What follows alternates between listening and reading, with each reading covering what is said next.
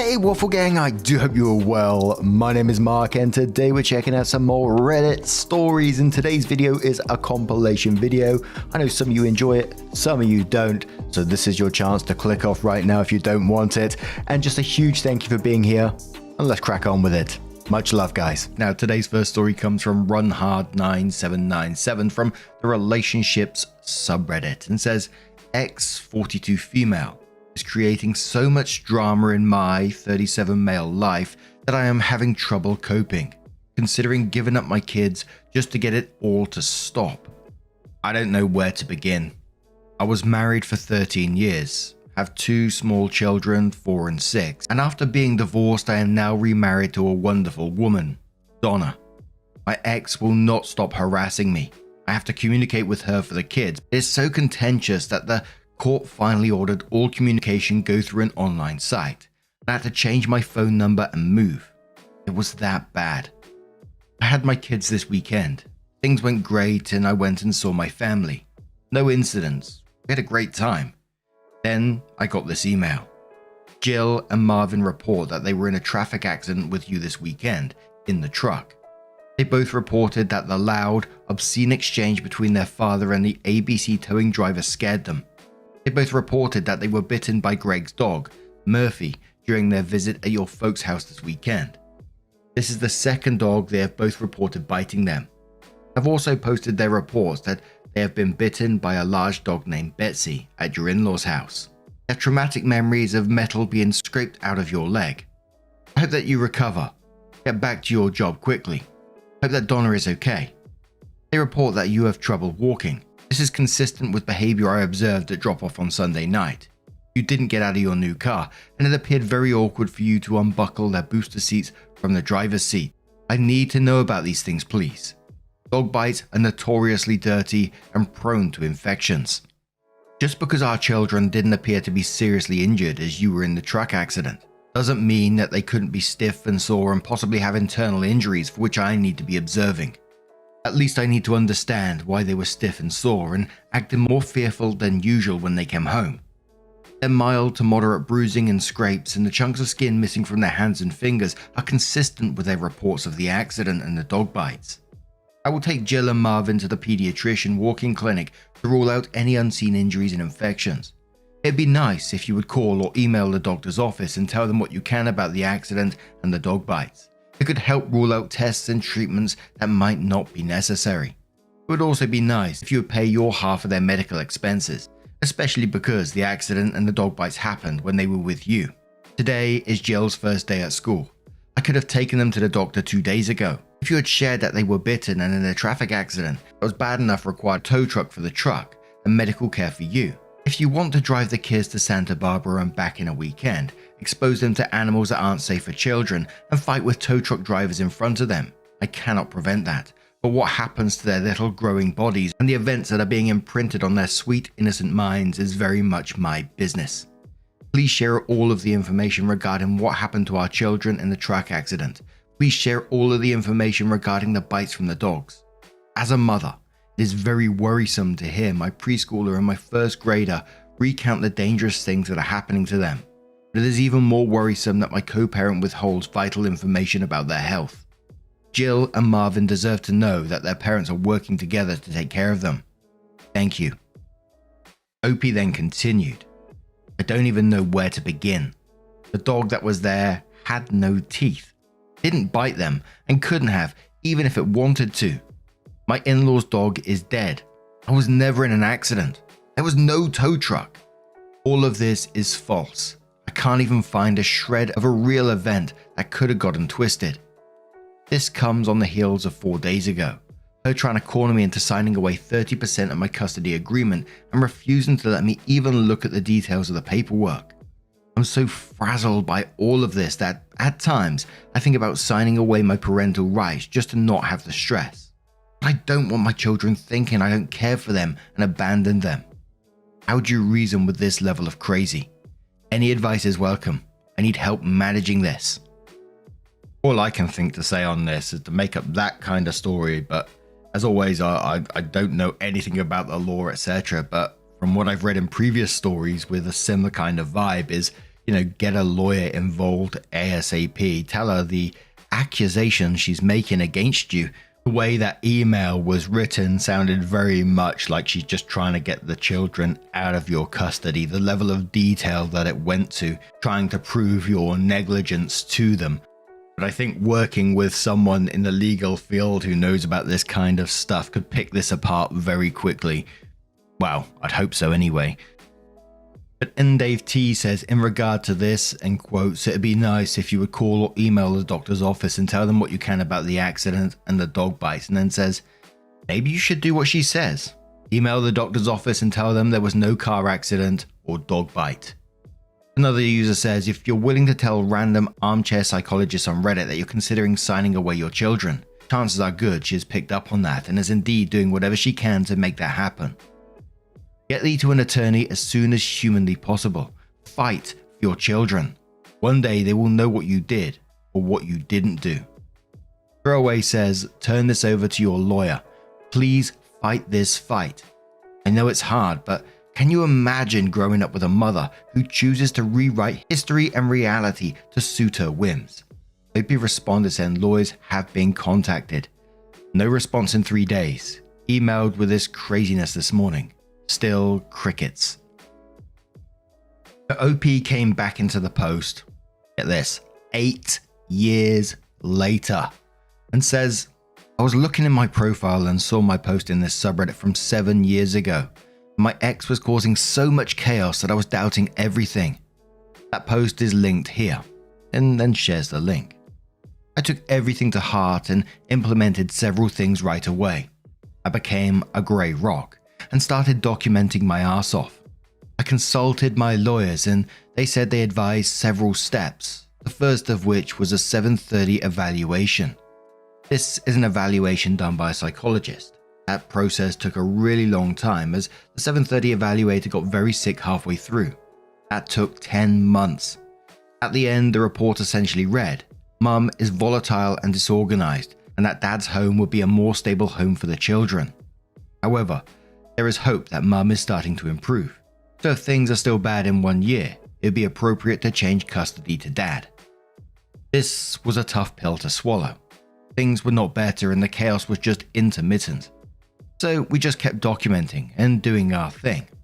Eventually, we started getting lots of emails from teachers that Jill in particular was often not bathed, never had her homework done, didn't have school supplies, and that she was failing way behind in her studies.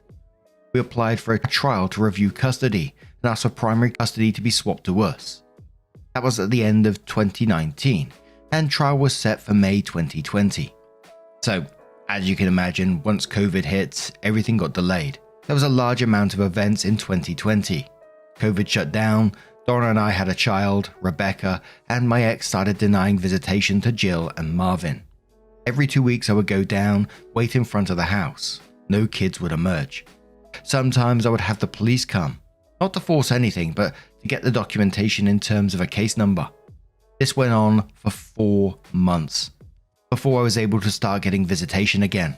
Eventually, the trial was set for summer of 2021 and went for 3 days, and I had over 500 pages of documentation. Day 1 was entirely testimony from the co-parenting therapist who had been seeing for 5 years. She testified that my ex was the most difficult client she'd ever worked with in her career, that my ex never followed a single agreement in session, and that she was a pathological liar. Last day of the testimony was my ex, where she was caught lying on the stand and was presented with evidence that she'd been secretly taking the children to a medical professional for 2 years that had explicitly not agreed to.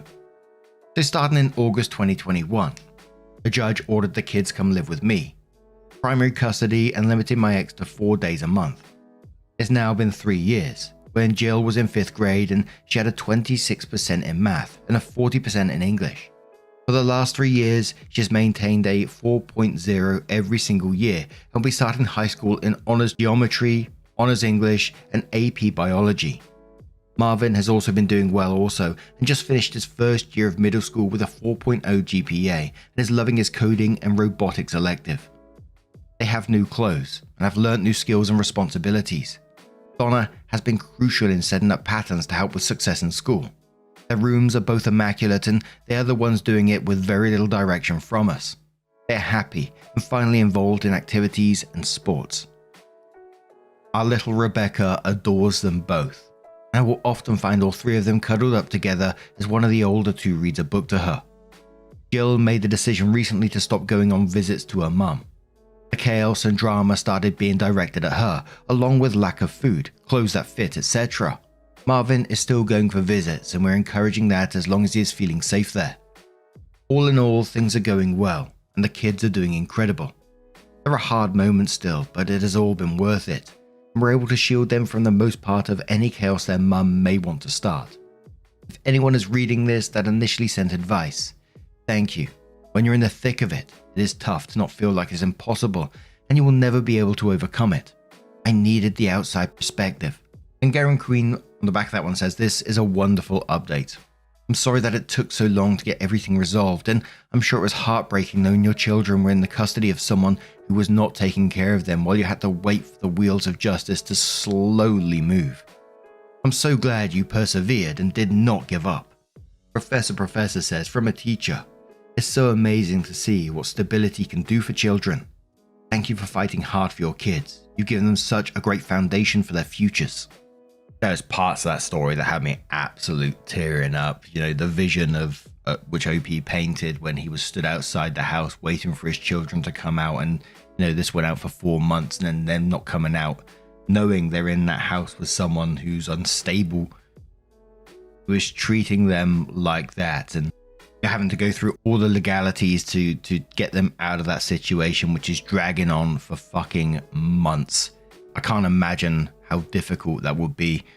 All I can say is that I'm really glad that things turned out for you and your kids, and that things are going, it sounds like to me, so much better for them, much more stability in their lives, and they're doing better in their school lives as well. But now I'm going to turn this one to you guys. What do you guys make of this situation? Let us know your thoughts down in the comments below, and let's move on to another story. So our next story comes from the Best of Redditor updates. It's from Particular Anxious 208, who is the OP, and says, am I the arsehole for skipping my friend's birthday without warning because his girlfriend calls me the typical girl best friend? It starts off with an edit saying, please don't offer legal advice. My lawyer and my father are dealing with it. Also, I'm not in the US. It's always worrying when it starts off saying about my lawyer's dealing with this. Something's going to go down here. Miles and I have known each other since we were 2 because our parents are best friends. Now, I would not say Miles is my best friend. He's a good friend and we do hang out on occasion, but see each other on all major holidays because of our parents. We're in our early 20s. The problem started because of a dumb childhood memory. When we were 8, we had a wedding play on school aftercare. I played the bride and Miles the groom. It was a play with horrible songs and uncoordinated kids. Obviously, our parents made pictures and videos of that, and we have one picture on our family picture walls. Miles is dating Lindy. They met 3 years ago and started dating last year. Lindy does not like me. Every time we coincide at a celebration, she makes a comment about me being the typical girl best friend. She one time said that I secretly wanted to sleep with Miles. I have no clue where she got that impression from.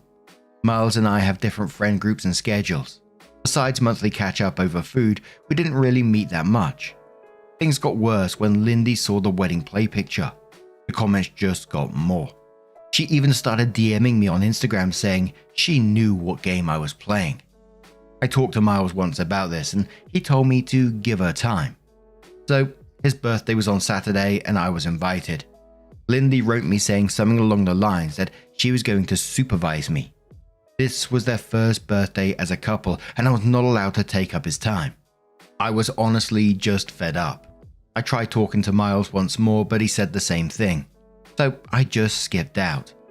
When the party started, I wrote a quick sorry I can't come and told him my mother was going to bring his present. Now he's upset with me for missing his birthday. Lindy is mad that I made it all about myself, and my parents are upset I missed a family function. Am I the arsehole? Edit, I didn't show anyone the messages, but I didn't want to make more out of this than it is. I didn't want to poison anyone against Lindy, especially not if she is a new fixture in Miles' life. That would make both our lives more difficult. I hope that just talking about it might be the more adult thing. My parents are not mad at me or blowing up my phone. At Reddit fashion, they and Miles' parents were just bummed out that this was the first birthday that I ever missed. As to why she is jealous, I have no idea. Neither of our parents ever wanted us to get together. There were no jokes or anything about it. I think they also would never want that. The wedding play picture is in the living rooms because they loved the picture and it was our first play. Absolutely not the arsehole in this situation at all. You're not to blame. I think you did the right thing by stepping back out of this after your concerns were dismissed by people. But why would you want to go to a place where, you're going to be supervised and made to feel like shit for being there when you've done nothing wrong? You say you don't want to cause drama, but I'd be like, just have a look at those messages. I'm going to be supervised when I'm at your party. That's why I'm not coming. They need to see the truth rather than you being the scapegoat for Lindy's insecurities here. But Beck says you've known Miles for 20 plus years, and his family is close with your family. Your not being at his party was noticed, and you're taking all the blame for Lindy's actions and insecurities. Screenshot her messages to you and send them to your parents and put it on record your not attending was at Lindy's jealous behest. Not the arsehole, but seriously, if the parents expect your involvement, they need to know the truth of why you weren't there. Rowan says not the arsehole. He can't have his cake and eat it, as in, he can't refuse to do something about the problem, then get mad at you for doing something about the problem. I understand why you didn't want to go, and I'd probably do the same. His girlfriend doesn't seem worth the mental energy, and she's clearly got insecurities that you shouldn't have to deal with. Lisa knows best replies to that and says because Miles likes the attention. He likes that his wildly insecure, jealous girlfriend is causing issues. He's hoping OP will fight for him and his attention. Miles is the real problem here. He could have shut down his girlfriend right from the get-go. Twitch Deep Garden reply sent, exactly. I just cut ties with all of them. Lindy is insecure, Miles is a doormat for letting his girlfriend treat OP like this. That's not what friends do, and it's just drama OP doesn't need. Lindy will continue to harass OP regardless. Pop some popcorn and let petty mayonnaise spin. But OP came in with a first update and says, I will update you in the first part and clarify some things later. After my first post, I talked to Miles. At first, he was kinda mad and thought I'd been blowing things out of proportion. Some more details are in my last post. We came to the conclusion of taking more distance while he figures that all out, mainly because I did not want the added stress of petty drama. Then I talked to my parents and explained to them what was going on. They were really upset by how Lindy treated me. Obviously they weren't going to get involved, but it was nice to get that off my chest. Then nothing else happened until Tuesday evening. Wednesday was a holiday, so some of my friends took the opportunity to go to an Irish pub to do karaoke. At some point, my best friend and I went to pee and touch up our makeup. Then Lindy and some of her friends walked in and kind of cornered us. It wasn't pretty. They started loudly talking about man-stealing bitches and how some women were just born to be homewreckers. And imagine being pathetic enough to pretend to be a guy's friend to fuck him, and how pick-me's are the worst. They kind of kept edging us physically into the part where the hand dryers were while pretending we were not there, until my best friend had enough and just pushed through them while pulling me behind her. We were almost at our table when Lindy went right behind me and pulled my hair so that I fell backwards onto like a metallic piece where you were supposed to put your feet on. It hurt so bad that I started to see white. And then a girl next to Lindy poured beer on me. I cannot really tell you what happened. There was a scuffle and someone dropped one of those heavy pint glasses on my head. The Lindys were taken away by police and I was taken to the hospital. My parents were furious, as were Miles' parents. They both came to the hospital and I was severely concussed. My nose was fractured, and the worst thing is that I have a hairline fracture in my back. I stayed in the hospital till yesterday morning. Miles did try calling me a bunch. According to my parents, they told him not to visit me right now. I did get an official notice saying that apparently there was now a legal case open against Lindy and one other girl for not only assault but also public disturbance in the bar. So now I have to deal with all that legally. I finally talked to Miles, and long story short, those of you saying Lindy was isolating him was a sign that an abusive relationship was right. He told me all the things she said to him to make him feel awful. She would freak out about anything in her life and take that out on him. She would scratch him and bite him when she was mad. Our talk ended up with both of us crying and apologizing. We'll be closer again. At least we can now talk about things more often. He broke up with her and is hiding at my parents' house. So that is it for now. OP goes into their latest update and says, I'll update immediately and go into details later. There's been an official court date set for my process against Lindy. It took 2 months to get and is another 3 months out, but something is something. Our lawyer said that Lindy is probably not going to jail as she is a first-time offender. If she goes to jail, it would be no more than 3 months. Most likely she's going to have to pay a fee of 100 days of her income or something like that. I've let my father deal with this 100% because I have no head for it. There's a second lawsuit going on at the same time as I am legally chronically ill. The hairline fracture was not a passing thing but developed. I am in daily pain. Not every day is bad, but not a day passes where I am not in at least 2 on the pain scale. As a result, I have not been able to work. Right now, my insurance pays 75% of my former income, and my workplace covers the rest. I'm probably going to get fired. So my insurance filed a claim against Lindy to pay my lost wages. I am right now not in contact with Miles. I tried to be supportive, but being disabled by his jealous ex-girlfriend made me bitter against him. He was a victim, but now I can't live my life, and I blame him partly for that. I'm in therapy to work through all that and have taken up some new hobbies. I've started to write more and I'm looking into courses or online classes. Miles' parents have been apologetic and have supported me a lot. His mother has been a saint. She volunteered to drive me anywhere and actually become friends with her. We even went to see Deadpool and Wolverine. I want to see that. She is a stay-at-home wife, so we have a lot of time. One of Lindy's friends reached out through my lawyer, offering a testimony against her own friend. She also sent a letter apologizing. To make it short, Lindy had told them I was bullying her and that Miles had once already cheated on her with me. So that's where we are right now. Take care and shield your back. I do not blame you one bit from taking a step back from Miles. All I can say is I hope Lindy faces some serious consequences for the damage that she's done. She made the choice to attack you and it has created this hairline fracture which is causing you daily pain now and likely for the foreseeable future, possibly forever.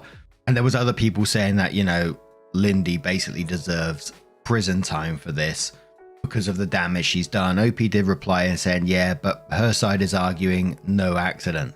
Basically that the hair pulling should be the offense and I just stumbled as a result. I don't know.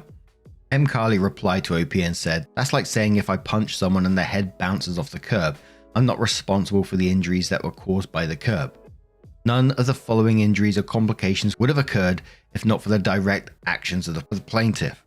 I just forgot the witch's name. She is so responsible for any and all of the injuries that are the result of her assault.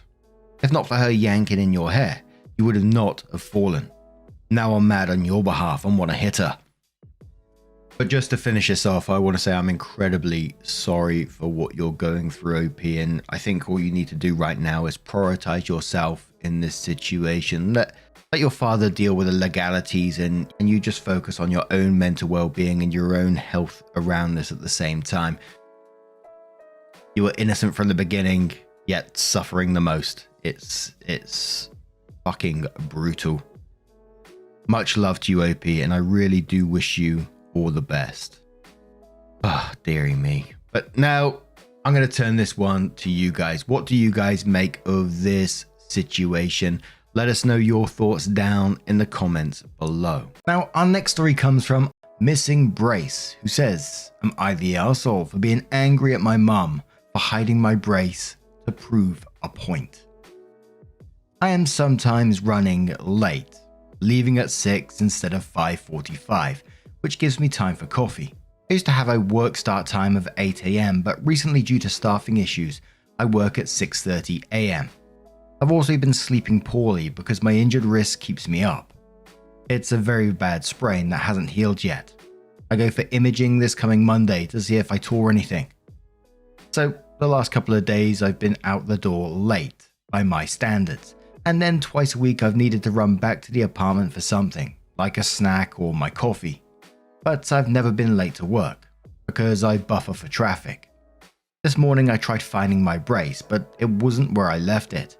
I halfway looked for it while I got ready and spent half an hour solely searching for it, only to finally have to give up because I needed to leave as it was 6 a.m. I asked my dad while I was looking and he said, "How should I know where you put your brace?" And I said, "I know, but it's not where I put it." He rolled his eyes at me and joked about it growing legs.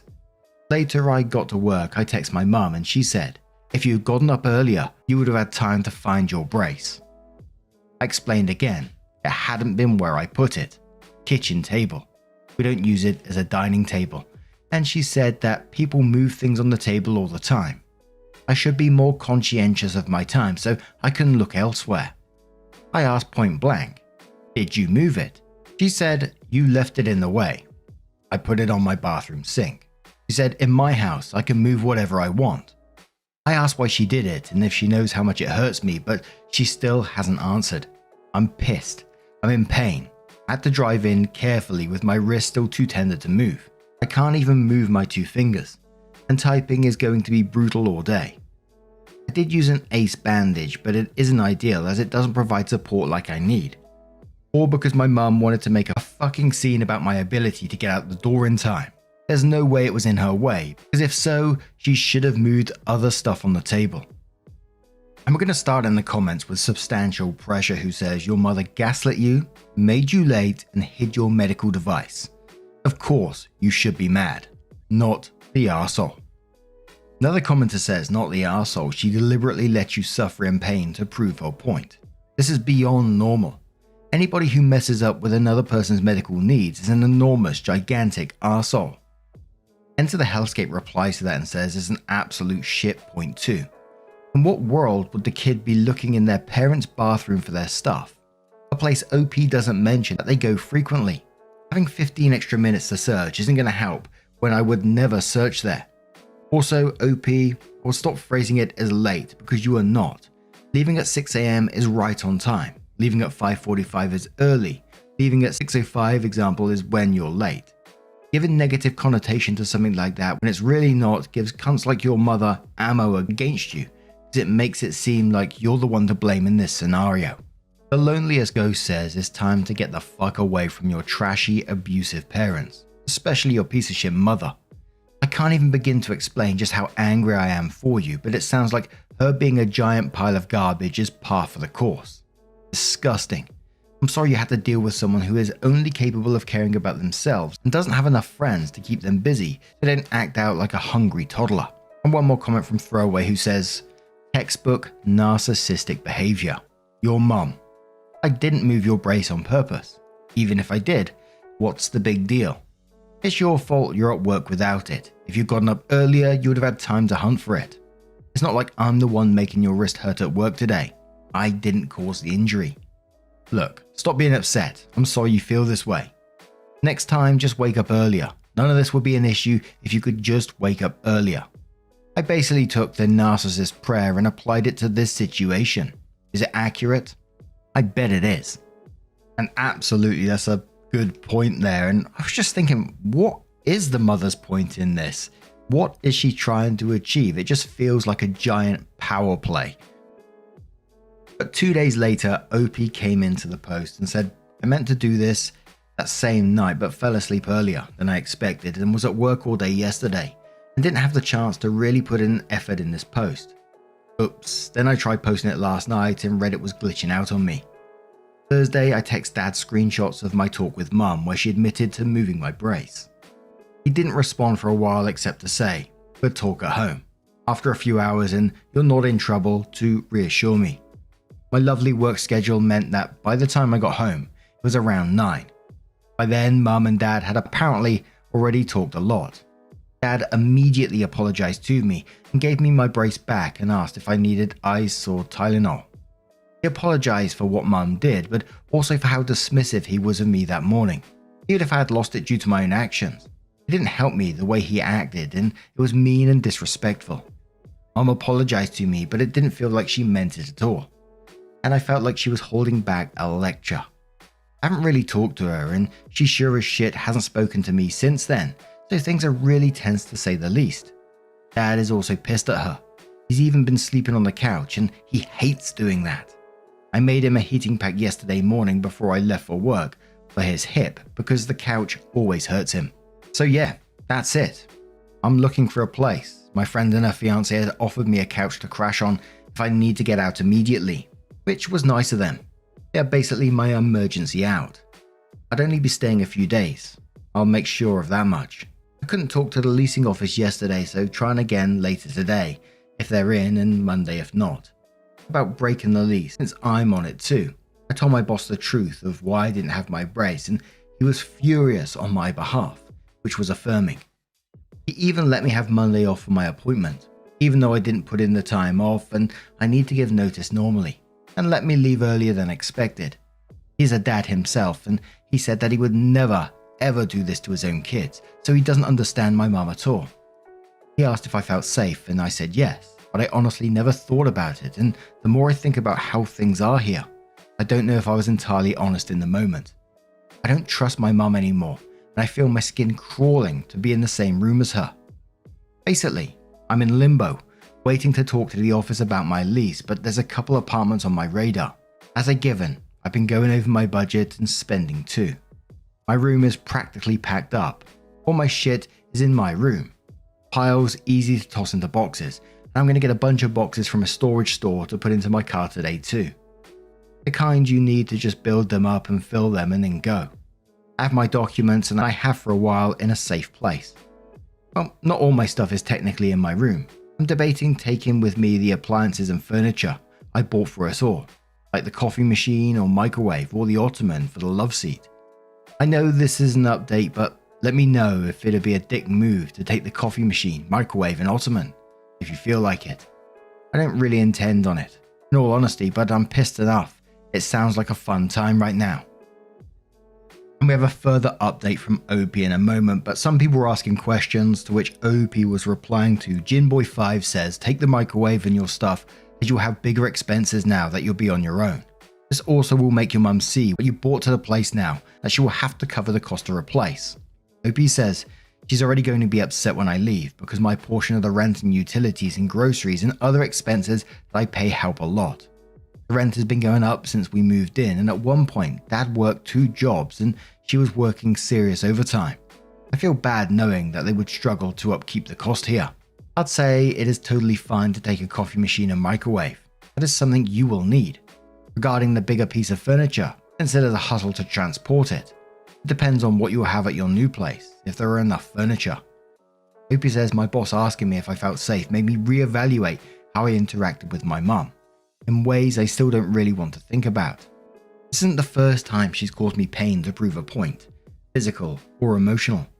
If you count making me go hungry at a dinner party, physical pain, and it's not the first time that it has taken more than a day or 2 to even talk about it. And I can almost guarantee she'll continue to explain herself and paint her actions as reasonable response to what I did, because of the fact that she's the parent, and she and Dad have been on the lease since the start, and I've only been on it since I turned 18. Gamer Princess says, I'm so happy to hear your dad realized his mistake and stood up for you. I can't ever imagine sabotaging someone I love and risk them making their injury worse, and I don't even have kids. Maybe your dad might be sick enough of your mum to move out with you. So 11 hours after that, OP came in and said, so, not going to do a full fucking post, but yeah, we finally had the talk. I genuinely need insight. I feel like I've been made to feel insane for thinking I could have expected things I put out in a communal area would not be touched. Dad's tried a few times to reassure me, but I'm just not getting it, or it's not sinking in. He's always been the softer disciplinarian, but Dad isn't. He was so indulgent of me always. Maybe I'm selfish and not carrying my weight, and maybe Dad is hindering me by being so patient. I'm also drunk at the moment, typing one-handed on my phone, so sorry for typos. The conversation started out with my mum laying into me for not doing enough to be unintrusive. She said when I cook it reeks because I use curry powder or turmeric or cumin. My food is disgusting to her, tofu and tempeh. And I don't keep my leftovers in my drawer in the fridge, like I do the actual initial product, so she has to deal with a Tupperware full of gelatinous tofu in her face when she opens the door. She likened it to congealed semen before Dad intervened and said she was going too far. What? Weird. My almond milk keeps finding its own way in front of a half and half creamer. When I vacuum, I don't always move the couch, and therefore I don't vacuum as part of my household chores. Like almost the entire time of her listing shit I do to deserve Thursday, Dad kept saying she was going too far and she'd backtrack a little, but say it was still disrespectful of the household for me to act that way. Mum said I never fulfilled my promise to go back to school. I pointed out I'm working on it. I'm going to community college a few courses a semester at a time, but took a break because work got crazy on me. And she said that my rent will have to increase because I'm not prioritizing it anymore. When I started crying, she said I was being too emotional and told me to go to my room to calm down enough to keep talking like an adult I wanted to pretend to be. I've never felt more belittled, insulted, and demeaned. And we had some awful fights. I don't know why it hurt so much this time. If I weren't drunk, I drove over to my friend and stayed the night. I don't want to impose on her though, by ruining her weekend with my bullshit on top of making her pick me up. Someone says on the back of this, what the actual hell? They made you get on the lease at 18. Mummy doesn't get to tell you to do the chores and go to your room anymore. They made you a roommate and nothing more. You don't get to tell your roommate what to do. Your mum can fuck right off with her bullshit. Sober up tomorrow and get the hell out. And you know what? Take the goddamn coffee maker, microwave, and the ottoman. Roommates take their shit when they leave. Your mum fucked around, she needs to find out. Apologize to your dad if you feel you need to, but he knows this is coming, and he knows exactly why and who is to blame. Plot twist, it's not you. I just want to cover one comment because as I was reading them, it sort of summed up my thoughts in a much better way than I could. Cut Rate Cringe says, OP has to pay rent, so she has to work. This means she can't prioritize school. Now her mother wants to make her pay more rent because she can't prioritize school over working. Okay. Mum is crazy. She wants OP to be an adult. She can't still manipulate like a child. Hope OP can get out of there and into a better situation. Let Mum enjoy moving the couch to vacuum. And absolutely, I just hope that OP gets themselves out of that situation as soon as possible. Talk to your friend and lean on those support systems that's willing to support you in this time. I think they will totally understand, like I would with any friend who found themselves in a similar situation. But now I'm going to turn this one to you guys. What do you guys make of this? Let us know your thoughts down in the comments below. And let's move on to another story. Now, I've had a request recently to explore some other subreddits, and we had a kind person over on our subreddit r/marknarration suggest the r/tales from the front desk. And I saw this story and I thought, hey, why not? I like to be of service. This is from Other Cantaloupe 4765. And by the way, Tales from the Front Desk is stories from the front desk of hotels and hostels and others in the hospitality industry. It's titled The Lion, the Witch, and the Audacity of This Bitch. Don't book a single room for your whole family under the assumption that we'll upgrade you for free. It baffles me that so many random people walk in and say they would like an upgrade. It doesn't work like that. We don't just give free upgrades to anyone who asks. We don't even randomly upgrade the shiny members. If we make a mistake with your room or reservation, we'll ask if it's okay to upgrade you. If we accidentally overbook a certain room type, then we'll offer someone an upgrade. If something in your room is not functioning and it doesn't represent the standards we keep, we'll upgrade you. If it's a slow night and we know you're having a hard time, i.e. had a car accident, escaping domestic violence, unexpected death of someone close to you, we'll quietly ask you if it's okay to upgrade you. Sometimes third parties upgrade people without asking them first, and I'm the one who has to take the shit when they don't want that room. Sometimes, a lot of the time, third parties literally just lie to people, and sometimes people are entitled bungholes. Even worse are the entitled bungholes who book using third parties. That's the type of person this story is about. I'll call her Kim. It's a busy as fuck night. We're completely booked and have no rooms left to sell. So Kim comes in at like 9:30 PM, having booked a pet-friendly single room, one queen bed, as a prepaid, non-refundable reservation made through Booting.com. We know who that is, don't we? She comes to the desk, tells me her name and says, and I'll take a free upgrade. Thanks. And then just keeps going through her purse as if she didn't say some entitled shit. That ain't how it works, Mom. I blinked at her a few times until she looked up and I said, I'm sold out. There aren't any other rooms available to upgrade you to. She immediately jumped to saying, well, Booting.com told me I could book this room and then ask for an upgrade when I got here, and you'd give it to me. Did they now? I can't say whether they did or not. To be honest, it could go either way.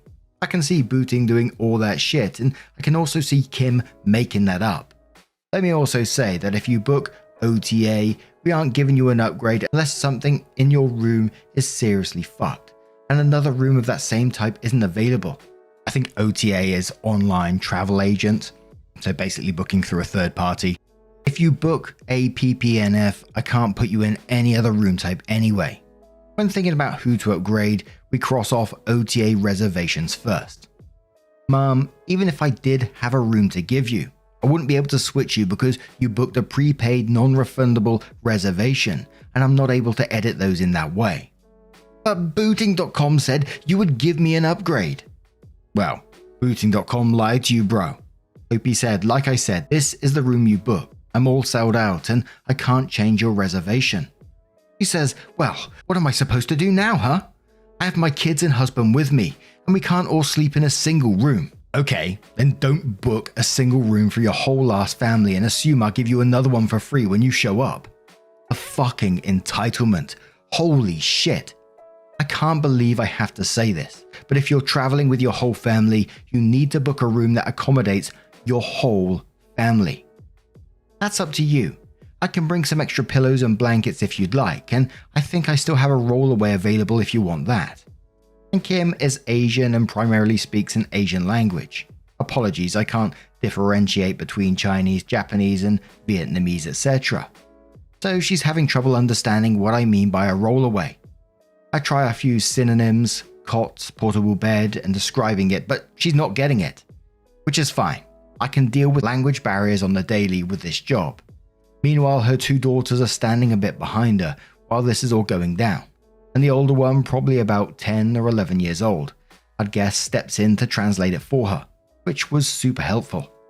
And Kim says it's not acceptable and wants to be upgraded. I can't give you a room I don't have, Your Majesty. I said, that's the best I can do. Bottom line, would you like the rollaway bed I offered? Kim starts to take a breath and a 10-year-old daughter interrupts her and says, yes, lol. I looked at the daughter and said, sounds good. I'll bring it to your room when I have a minute. And then I finished checking them in. Pretty bad when your 10-year-old kid is more reasonable than you are. Shake my head. Oh, and I told my manager about it and she checked the cameras. I thought it was just 4 she was going to have in the room. My manager told me she counted 9 people going into that room.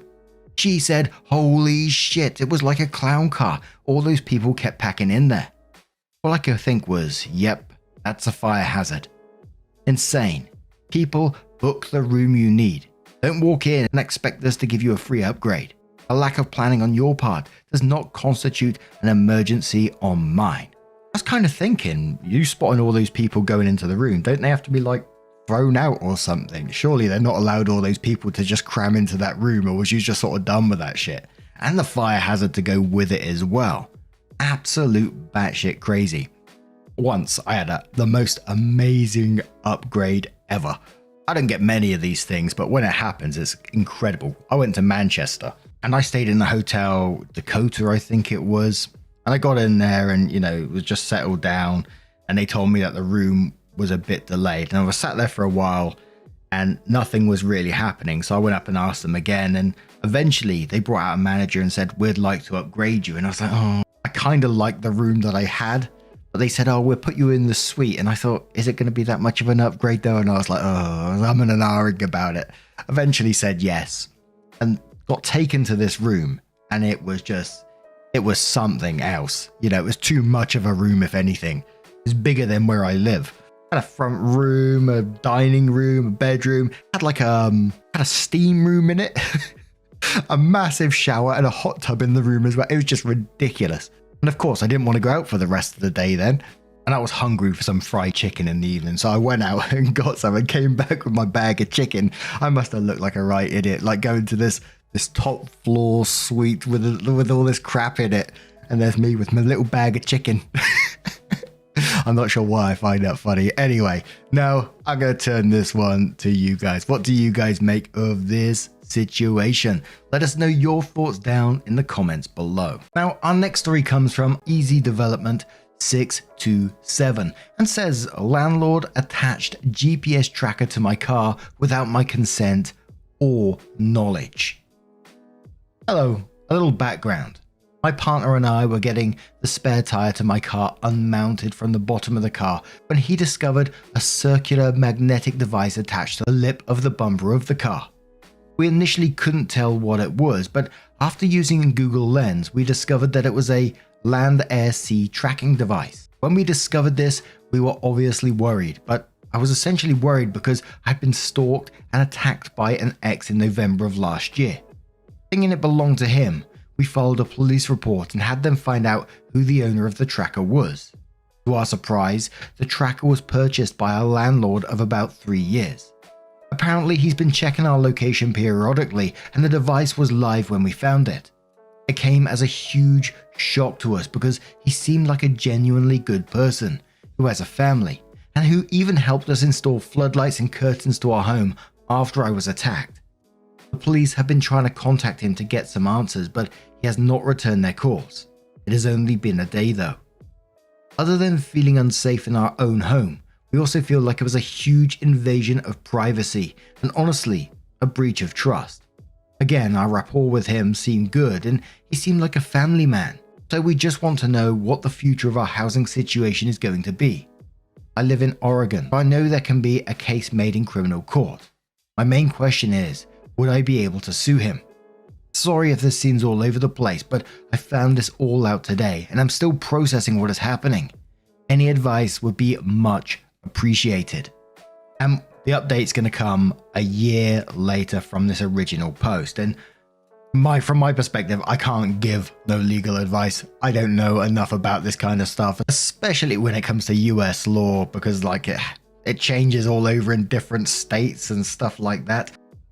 But I certainly hope that OP can do something about this because that's some creepy ass level behavior.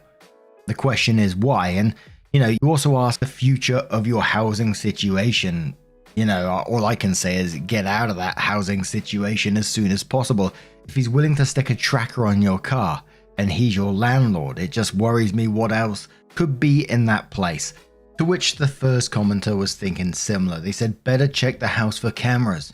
He may have been making sure you weren't home so he could go in and do some more shady shit. Importantly, Fun replies that and says this right here. It's not much more of a thought process on his part to install cameras in the apartment. Be very thorough. Remove vents, outlet covers, especially in bedroom and bathroom. Change Wi-Fi, computer and other device passwords. You might be able to use your cell phone camera to detect the IR light from hidden cameras.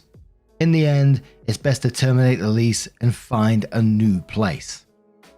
And many of the other comments following that were saying exactly the same thing is, look for those cameras in your apartment that he may be tracking you so he can go into your apartment when you're away, etc, etc. But then the update came in a year later and said, wow, I can't believe it has been almost a year since I posted this. A lot has happened between now and then, and I could write a novel about these updates. But writing is not my strong suit, so I apologize if this update seems relatively brief. It's a long update, but a lot of things has happened. So, as some commenters guessed, it was my ex who attacked and assaulted me in November of 2022, who attached a GPS tracker to my car. My ex, from what I remember, used Reddit a lot, so I had to wait to give these updates. Did I mention that he was an ex that I haven't talked to in over 8 years? Anyway, the way he was caught and his behavior following being caught is absolutely unhinged. I posted this the day after the cops showed me that the GPS tracker was registered under my landlord's name, but it soon became very clear that my ex had used my landlord's identity to try and cover his tracks, and he almost got away with it.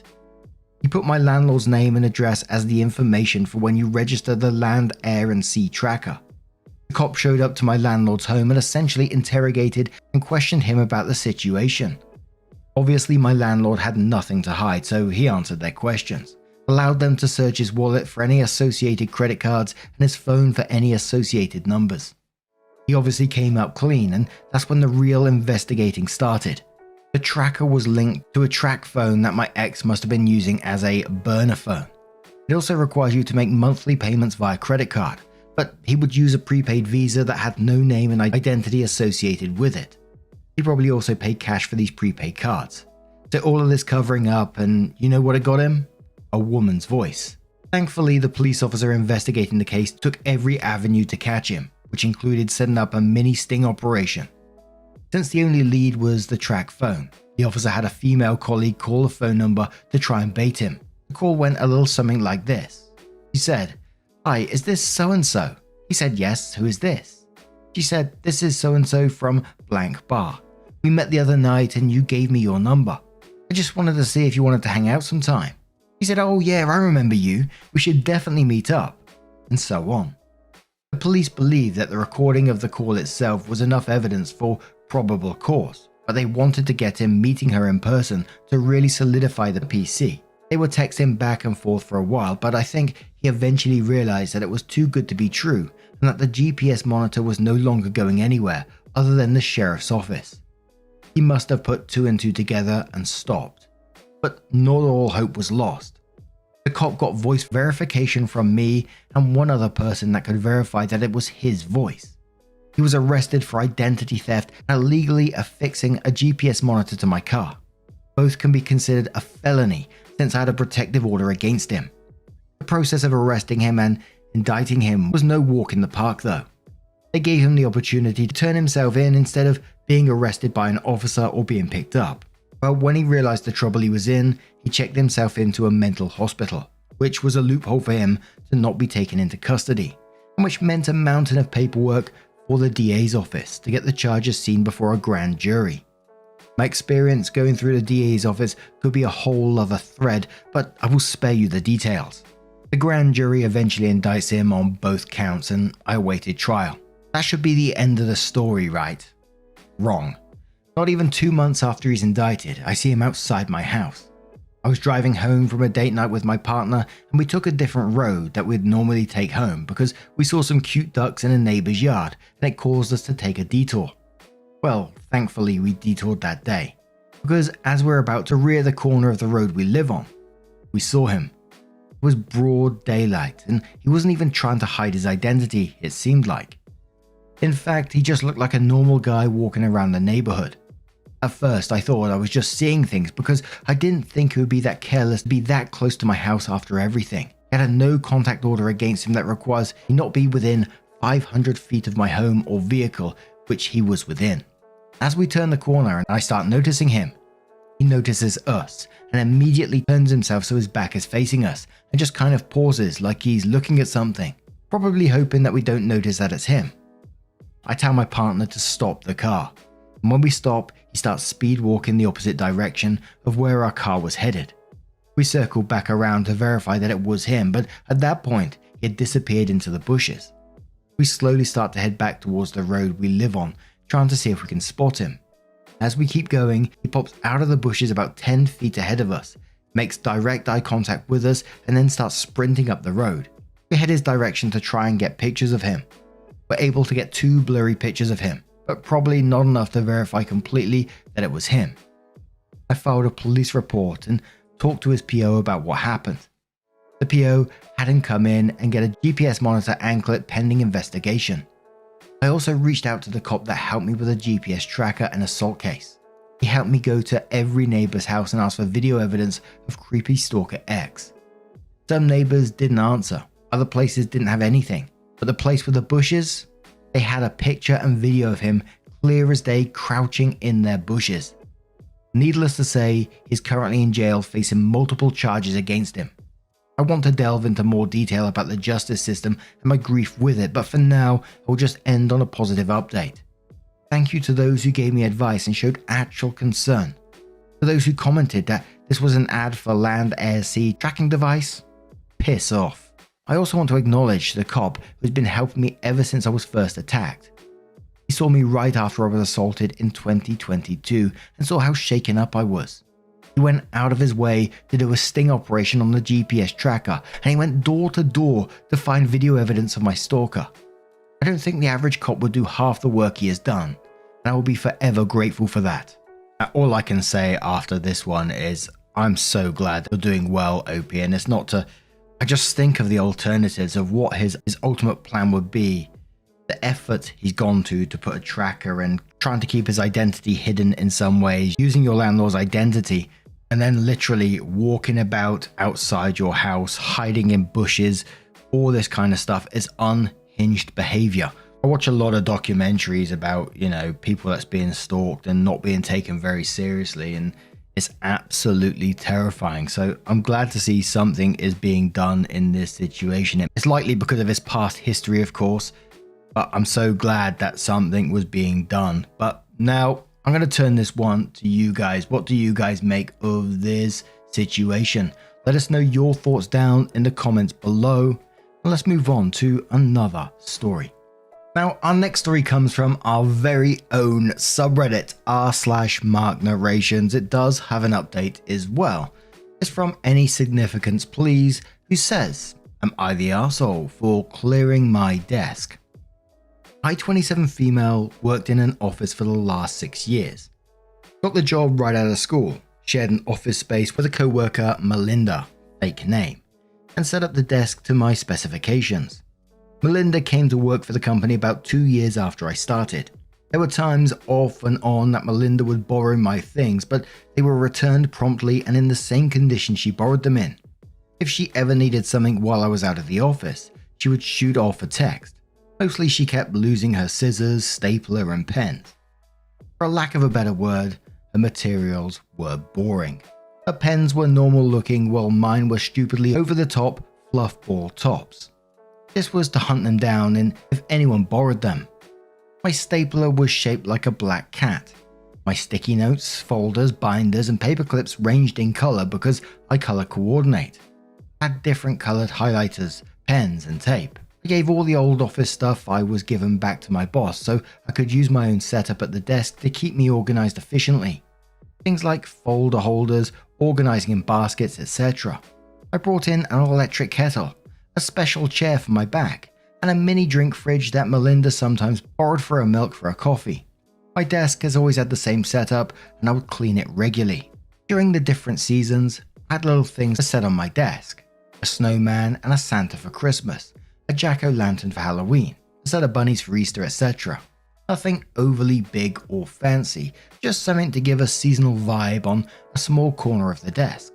Most people would go over the top at their desk with decorations, which is perfectly fine. One guy would always wrap his desk in Christmas paper wrapping.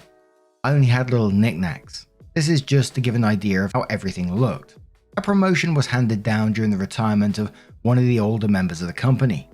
I was the one promoted.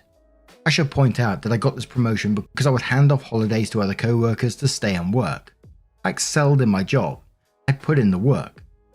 With the promotion came a new office that I did not have to share in another section of the company. I warned Melinda of the upcoming changes and said she would likely have a new person in my role in a week or so.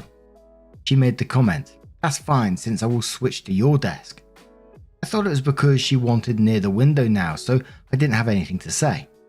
I got in about 2 hours early this morning and moved all of my personal belongings off the desk. I packed it all up, mini fridge and chair included, and took it all to my new office. I handed off the old desk things and chair to the proper people and cleaned and then set up. I have much more room in the office and I'm not sure yet how to use the space efficiently. About the time Melinda gets into work normally, she came storming into my office yelling at me for taking the good stuff. I am in no way her boss, manager or supervisor now because I've moved to a new section. I listened to her rant and rave about my stapler, my pens and my chair before finally asking if she was done. That seemed to be the wrong thing to ask because she went off about the mini fridge, the organization tools, and my little leg bike thing that I have to keep my legs from cramping or getting deep vein thrombosis from sitting too much. I finally told her that she needed to leave and come back when she was ready for a calm conversation, because I will not sit there and listen to her scream. As she stormed out of the room, she called me a greedy bitch. She has been telling the office I stole from her. Everyone here knows about my color coordination, my weird pens, and my chair and mini fridge. They say I'm an odd duck, but they still think I'm friendly. I let a breastfeeding mother put her milk in my fridge for months so it wouldn't be tampered with. She kept a supply at home and would pump regularly. The office watched me lug it all in the first week I was working, so no one is taking her seriously. Am I the arsehole? At first, I just want to say I kind of like that your company allows you to do that sort of thing, personalize your own setup.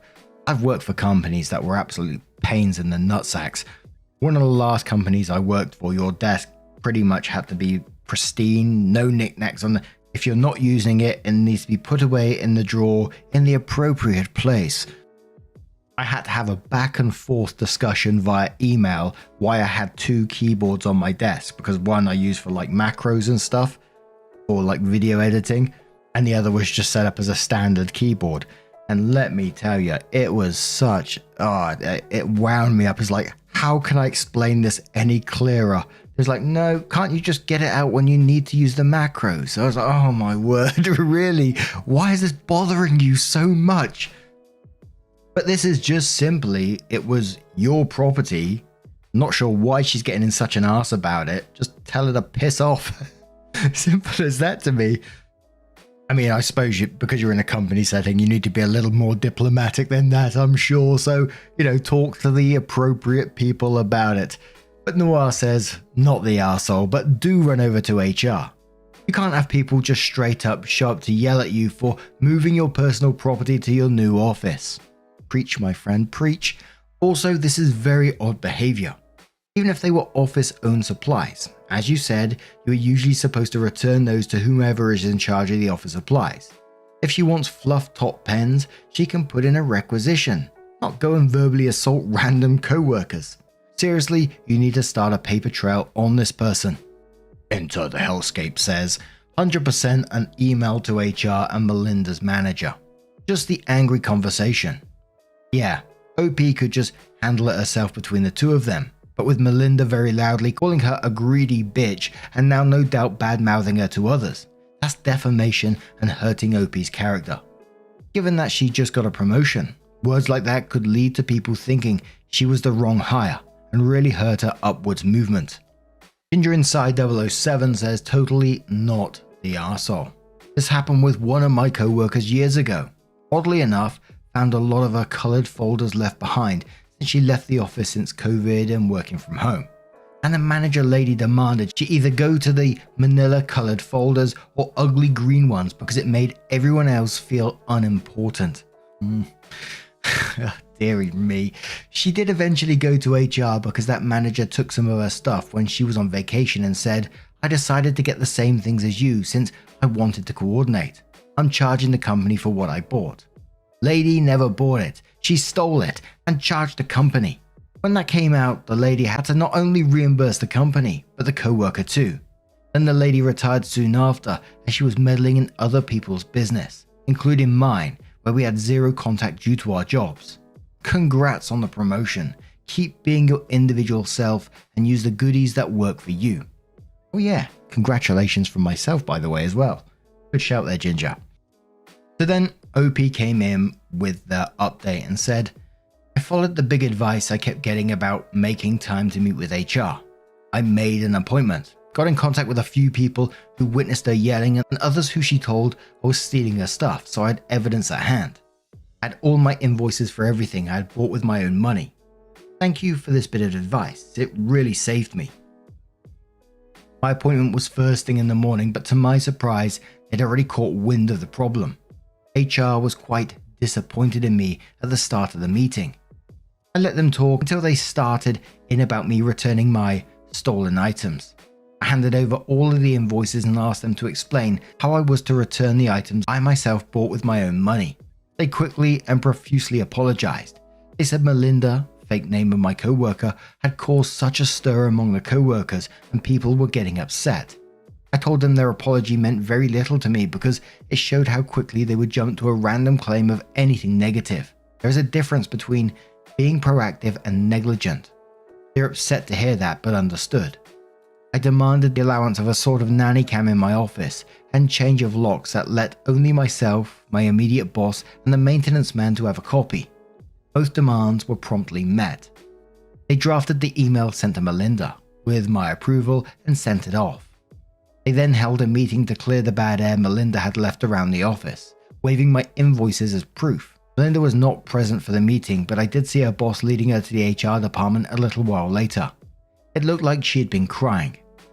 Others came up to me to either tell me they'd never believed her or apologize for wondering if what she was saying was true. My new co-workers told me this was an epic start to my new beginning in their section. One of the ladies said I had a shiny spine to scold HR of all departments. They all seem like lively and well-connected people. I'm a little worried about trying to find a place to fit, since I don't usually fit well with people. Again, thank you everyone for your help and votes. And because it's on our own subreddit, I'm just going to read the top comment from this update from Busy Suspect 6278, who said, "I was waiting for this post. Good for you.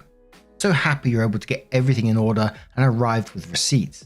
Frankly, HR should be ashamed for immediately picking a side instead of being a neutral party. You are a winner here. Congrats, and I hope you mesh well with the new crew you're going to be working with." Absolutely. I'm glad OP did get this sorted, and like they said, HR to jump on one side immediately like that without any discussion is absolute batshit crazy in my opinion. Not surprising, but still crazy. And to me it sounds like you're going to be a good fit with the new team, and I really hope that you are and enjoy your new position with less drama going forward. Anyway, now I'm going to turn this one to you guys. What do you guys make of this situation? Let us know your thoughts down in the comments below. Now, our next story comes from LetOK8529, who says, "My fiance's grandma, 75 female, made a wild accusation against me, 27 male, considering removing her from our wedding guest list.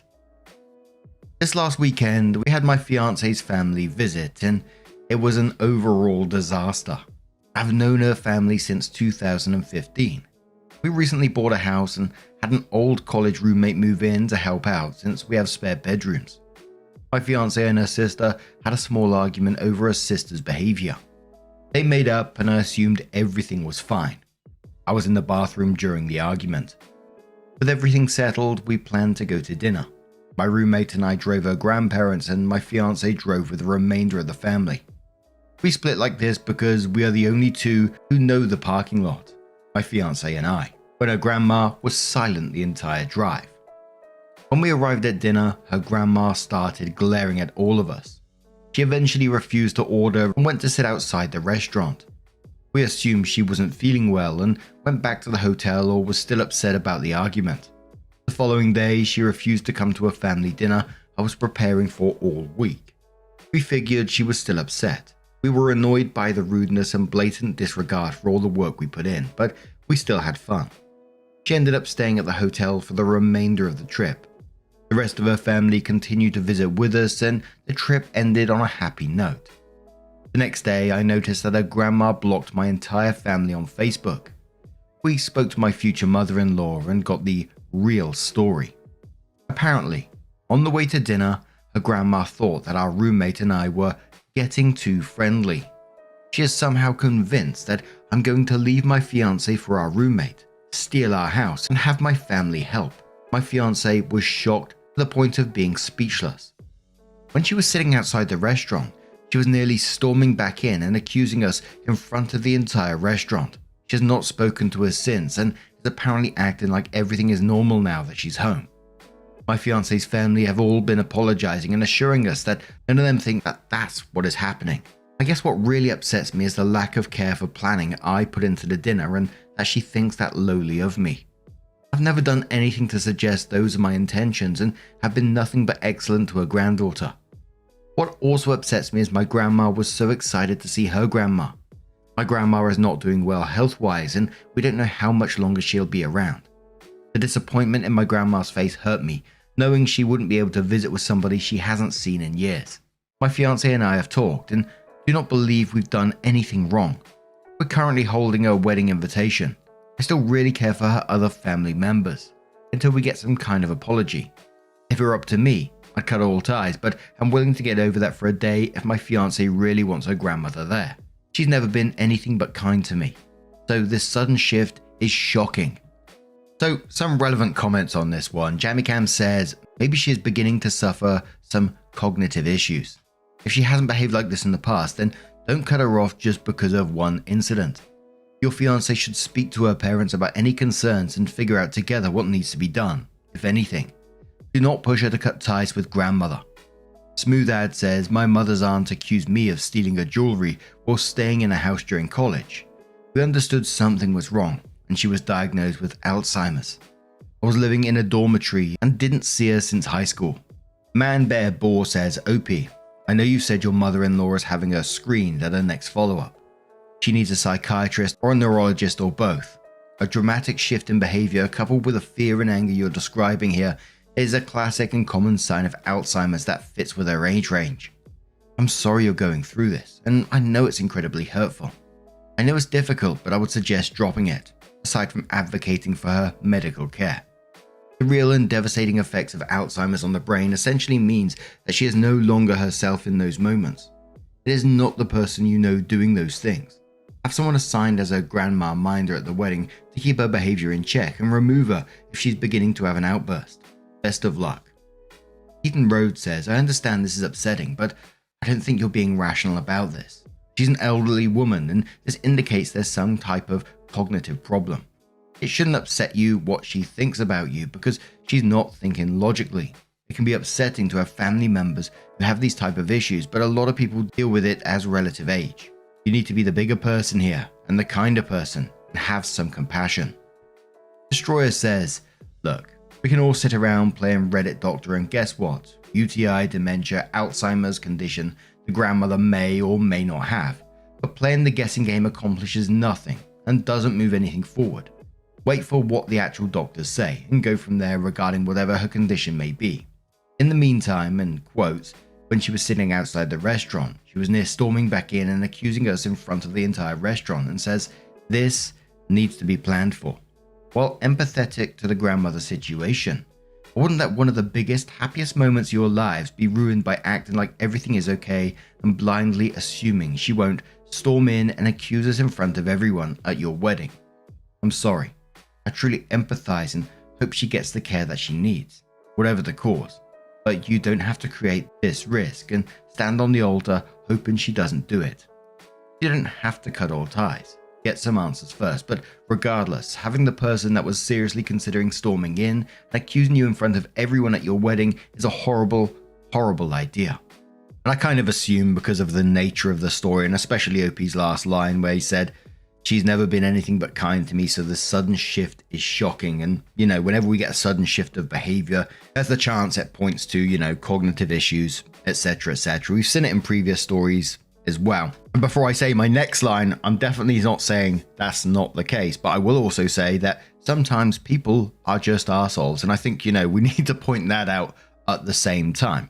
Obviously, the switch in behavior does point it in that direction because it's just a sudden change and everything was fine before this. But I feel like I'm very much with Destroyer's comment on this one where it said, playing the guessing game isn't really going to help. You can just sit back, wait to see what the doctors say, and then you can go from there, whilst also planning ahead for various scenarios, because at your wedding, you don't want nothing like that going on at your wedding. Holy moly.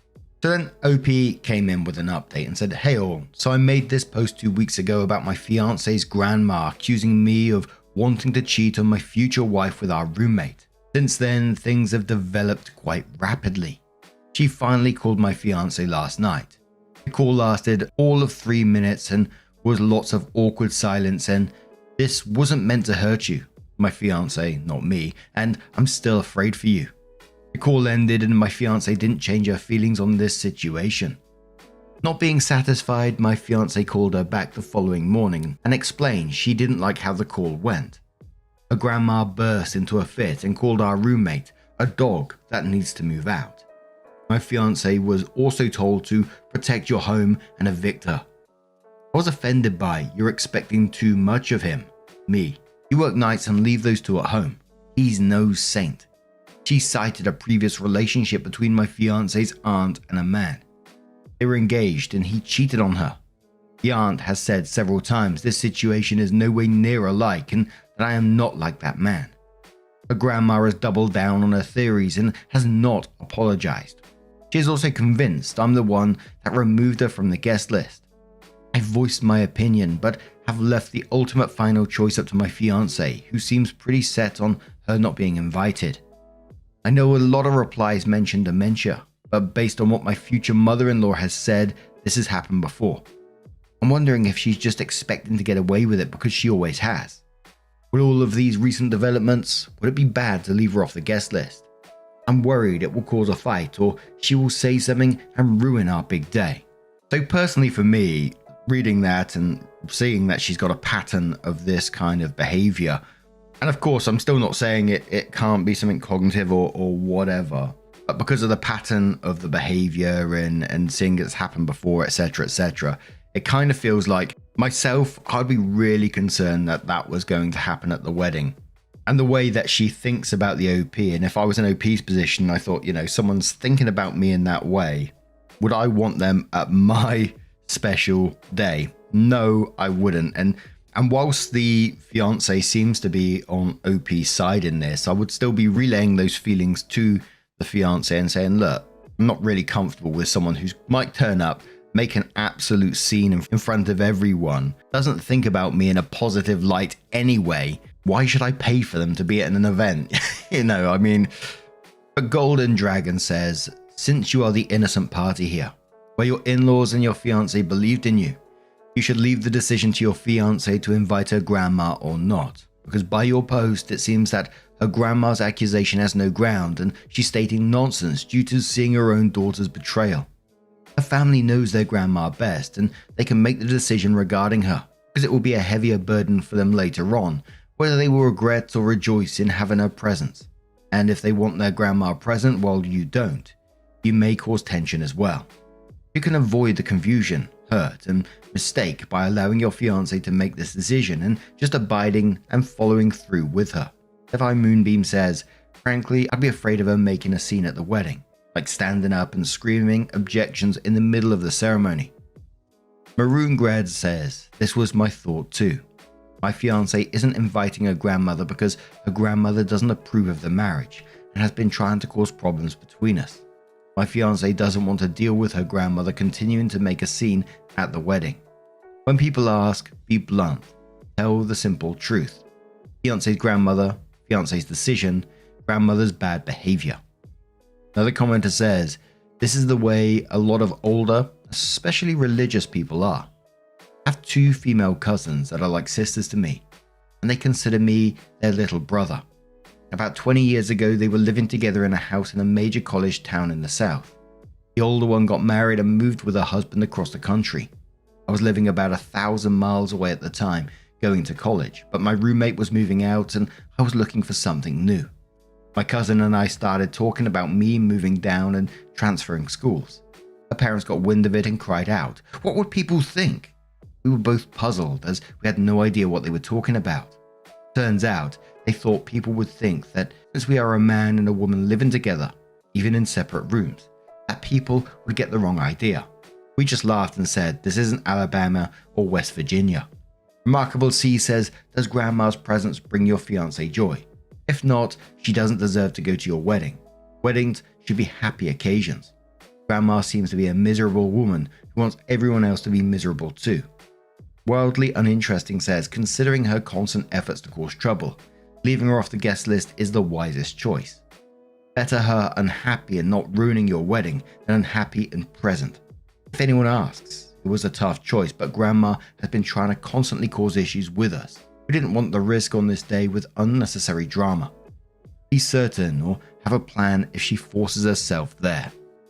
But now I'm going to turn this one to you guys. What do you guys make of this situation? Let us know your thoughts down in the comments below, and let's move on to another story. Now, our next story comes from the Am I the Arsehole subreddit from local Honeydew, who says, Am I the arsehole for insisting my friends SO pay their share for holiday accommodation? My friend, male 47, and I, female 43, booked to go to an island we'd both been keen to go to. We booked a 2-bed cabin, and because of the popularity of the place, we had to book and pay 10 months in advance. We split the cost 50-50.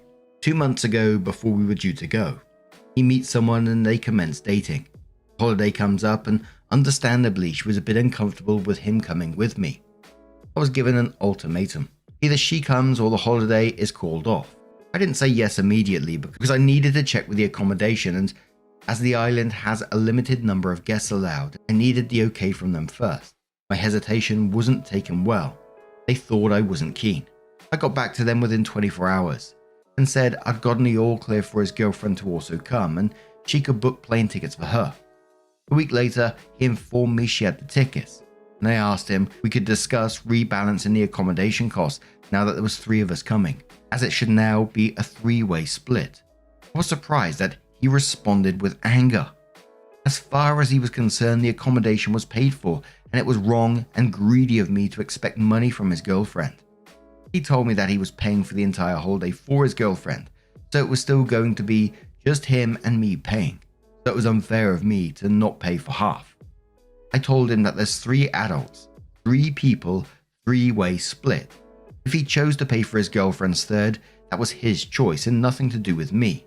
He told me his girlfriend was going to buy me a cocktail. Cheeky bastards, to say thank you for the accommodation. But if I was going to insist on a split, then I could forget it and buy my own I could forget it and buy my own damn cocktails, as he couldn't believe I was being so selfish. The thing is, a cocktail is $15, and I was currently covering half her accommodation costs, $600. I don't think I was an arsehole for asking her/them to cover her share of the accommodation. I hadn't even met her yet, but they thought I should cover her cost because it was already paid for. Am I the arsehole for insisting she pay for a component of the cost? Now, I know you probably want your holiday OP. It sounds like you've been looking forward to it for some time, but if I was in your situation and petty me would just say, I'd cancel it if you can, get your money back, because it sounds like regardless, if you was to go, if they was to split it 3 ways, it sounds like it would still be like a shit time to me. It sounds like it'd be awful with the attitude that you're getting already and the entitled attitude in itself. If you was coming along, if you was invited last minute on someone else's holiday, I'd want to speak to that person myself and say, you sure you don't mind me coming? If you do, then I'm out, because I get where you're coming from. You've had this holiday booked in advance. Not expect that person to front the cost of my accommodation. And, we're just talking about accommodation at this point in time. What else is this going to go into? And just think in the evenings where we've done some stuff. You might have gone to the beach all day or, gone out walking or whatever. You come back, you want to chill. They're sat on the sofa all being lovey-dovey, first holiday vibes together and all that kind of stuff. Who knows what other sounds you might be hearing. It just sounds like a shit time, I gotta say. But just hanging out says not the arsehole. Pull out of the vacation if you can. Still get a full refund. This will not end up being fun for you. Summer Oracle says this OP. This is a very real chance this trip is going to be unpleasant for you, potentially even doing permanent damage to your friendship. Passionate Absorber says, good suggestion. I have a feeling this is going to turn into a romantic getaway third wheel situation if that relationship even lasts that long. Boo Boo says, being forced to be a third wheel is bad enough, without being expected to pay for the privilege. Also, a free holiday in exchange for 1 cocktail. Get the fuck. Ligma says, not the arsehole. Is it too late to get a refund on anything?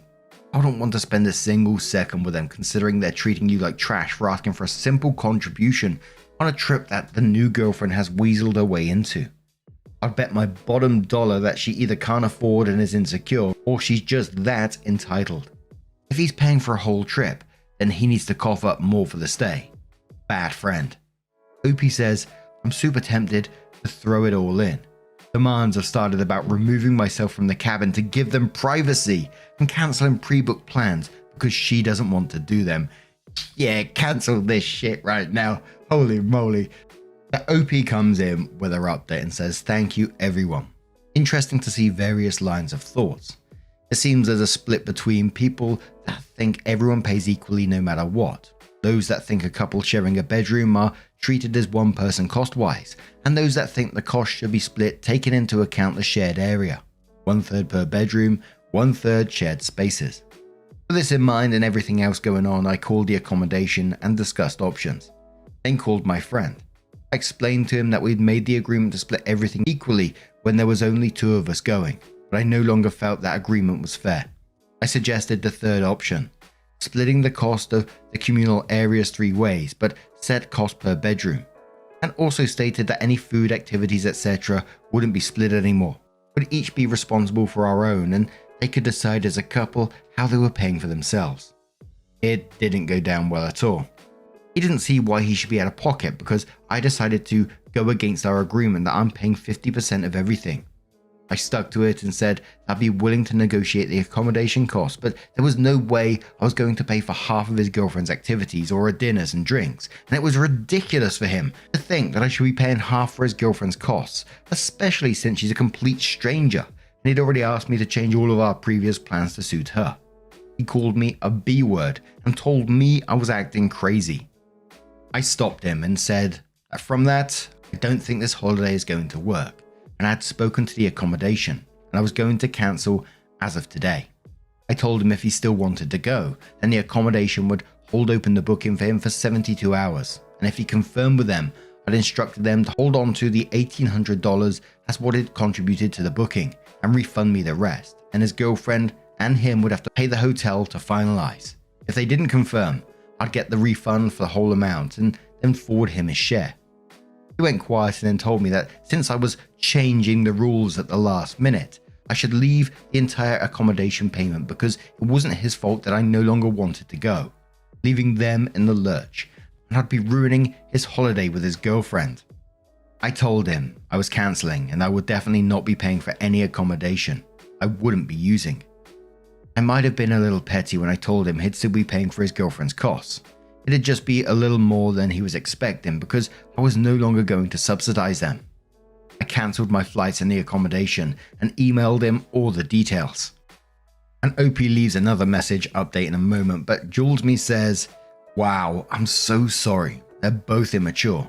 I bet you she is young, offering a cocktail and then taking it back.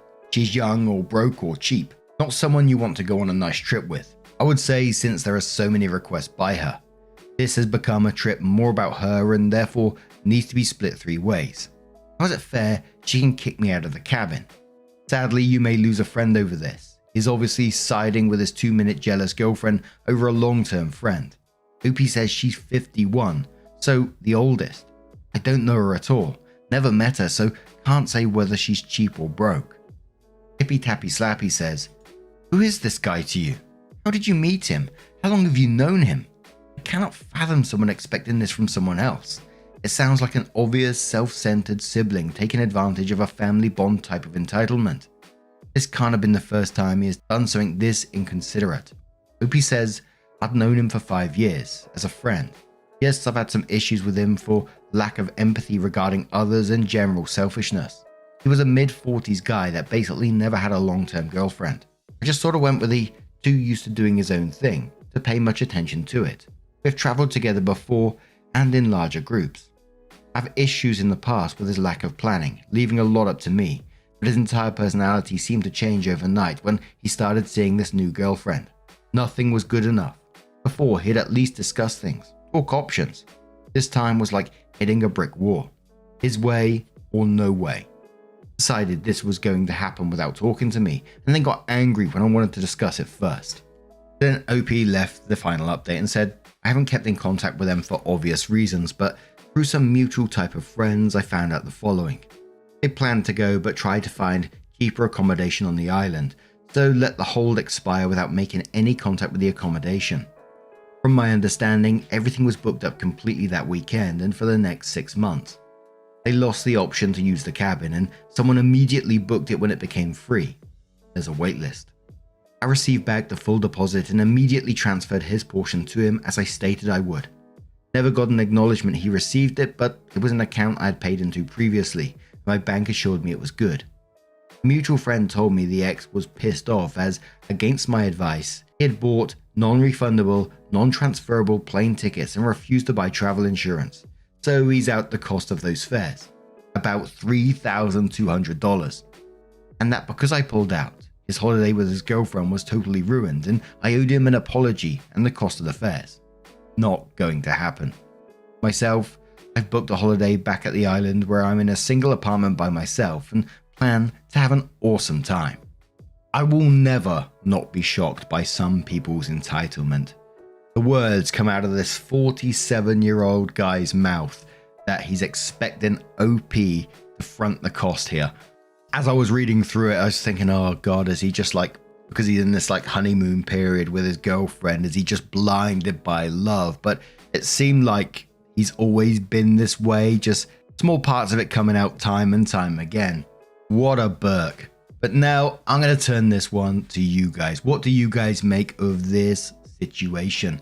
Let me know your thoughts down in the comments below. Now, our next story comes from Dazzling P from the Am I the Arsehole subreddit and says, am I the arsehole for making my family cancel their vacation because I won't watch their dogs? No. Man, I remember being so naive. You got me. Let's read the story first, Mark. Come on now. Not the a-hole. My parents, 82 male, 75 female, asked if I would help them book a much needed vacation. They also asked me to do the same for my brother, 43, and sister-in-law, 33, because they wanted to take a family vacation in September. My husband, 46, and I, 41 female, can't afford to go because I'm currently out of a job. Even though this would be the first family vacation I have ever missed, and it made me really sad. I said I would of course help. My mum even mentioned to me that in a good way it's good because I'd be able to watch my brother's pugs and my parents' chihuahua. Here's the thing about watching the dogs. It's a 24/7 job that requires me to stay at my brother's house. The dogs are wonderful but very high maintenance. Because of this, I've been telling my brother for nearly 10 years that he needed to hire a dog sitter. Money isn't an issue for him. I've dog sat for them 3 times this past year, varying from 1 to 5 nights. They paid me well, but I do not feel comfortable staying at their house. I find their around-the-clock care exhausting. My husband and I have 5 cats. We're no stranger to feeling like our pets are our kids, but we don't have dogs for a reason. Now, I'm supposed to be booking this trip for my brother, but he hasn't even asked me about watching the dogs. Sunday at family dinner, everyone is sitting there except my sister-in-law who was ill. My brother was sitting across from me, so I reach out to hold his hand and say that I love him, I love the pugs, but I can't watch them when they go on vacation, and they need to get a dog sitter. I said it was too much to ask me to be trapped in their house for 7 nights, and I've been asking him to hire a dog sitter for nearly a decade. I even offered suggestions and said I'll help find someone. He starts to get reactive and says that they won't watch my cats anymore. I said that's fine. We have a cat sitter, but I point out that I ask them if they can help. They, on the other hand, didn't ask me. My brother finally concedes that it is a lot to ask 7 nights and 5 dogs. Excuse me? Yes, 5 dogs, because his mother-in-law apparently was planning to go too. So now added to the mix are 2 Italian greyhounds. I stay calm and gently point out that I felt this way before knowing there were 5 dogs. Can you imagine how I felt? He seemed to understand. By the time I left dinner, there were hugs and kisses and all was well. I knew my brother was upset, but he seemed to understand and I was really proud of putting up boundaries. The next evening, I called my parents to see if they have heard from my brother. Apparently called him after he got home from family dinner and was blindsided by me. My sister-in-law was just as upset as him too. They think I'm throwing a tantrum because I can't go on the vacation. Well, yes, that sucks. I told him my real issue is being trapped at their house for 7 nights. Now they're cancelling the vacation because I won't watch the dogs. Am I the arsehole for telling them I won't do it? I was like confused at the start. I kind of got like the parents asking OP to help. They're 82, 75, perhaps not very good with technology. I'm going down that route at the moment, so they needed some assistance booking some kind of vacation. Fair enough. But then they ask, can you do it for the brother and sister-in-law 43 and 33? I mean, if they're going as well, why can't they book it? Why is this falling on OP to begin with? But this is an absolutely not the arsehole from me. The absolute entitlement to expect you to be doing this and then get angry that you're not is just insane. It's a huge ask to be doing this. 7 nights staying there with 5 dogs is a lot of work. It's a lot of walking. It's a lot of cleaning up after them, a lot of feeds, whilst you're stuck in a place that you don't want to be. That's a big ask. And you wasn't harsh about telling him. You reached across, held his hand and said that you love him and tried to say it in as a gentle way as possible. You know, this is on them. You sound like a kind-hearted individual that tried letting them down as gently as you could and they got offended by it. That's on them. They need to really take a long, hard look at themselves. So having hope says to the OP, not the arsehole. They're grown people who had plenty of time to find arrangements for their dogs. Didn't they have someone else to watch the dogs when you all traveled together?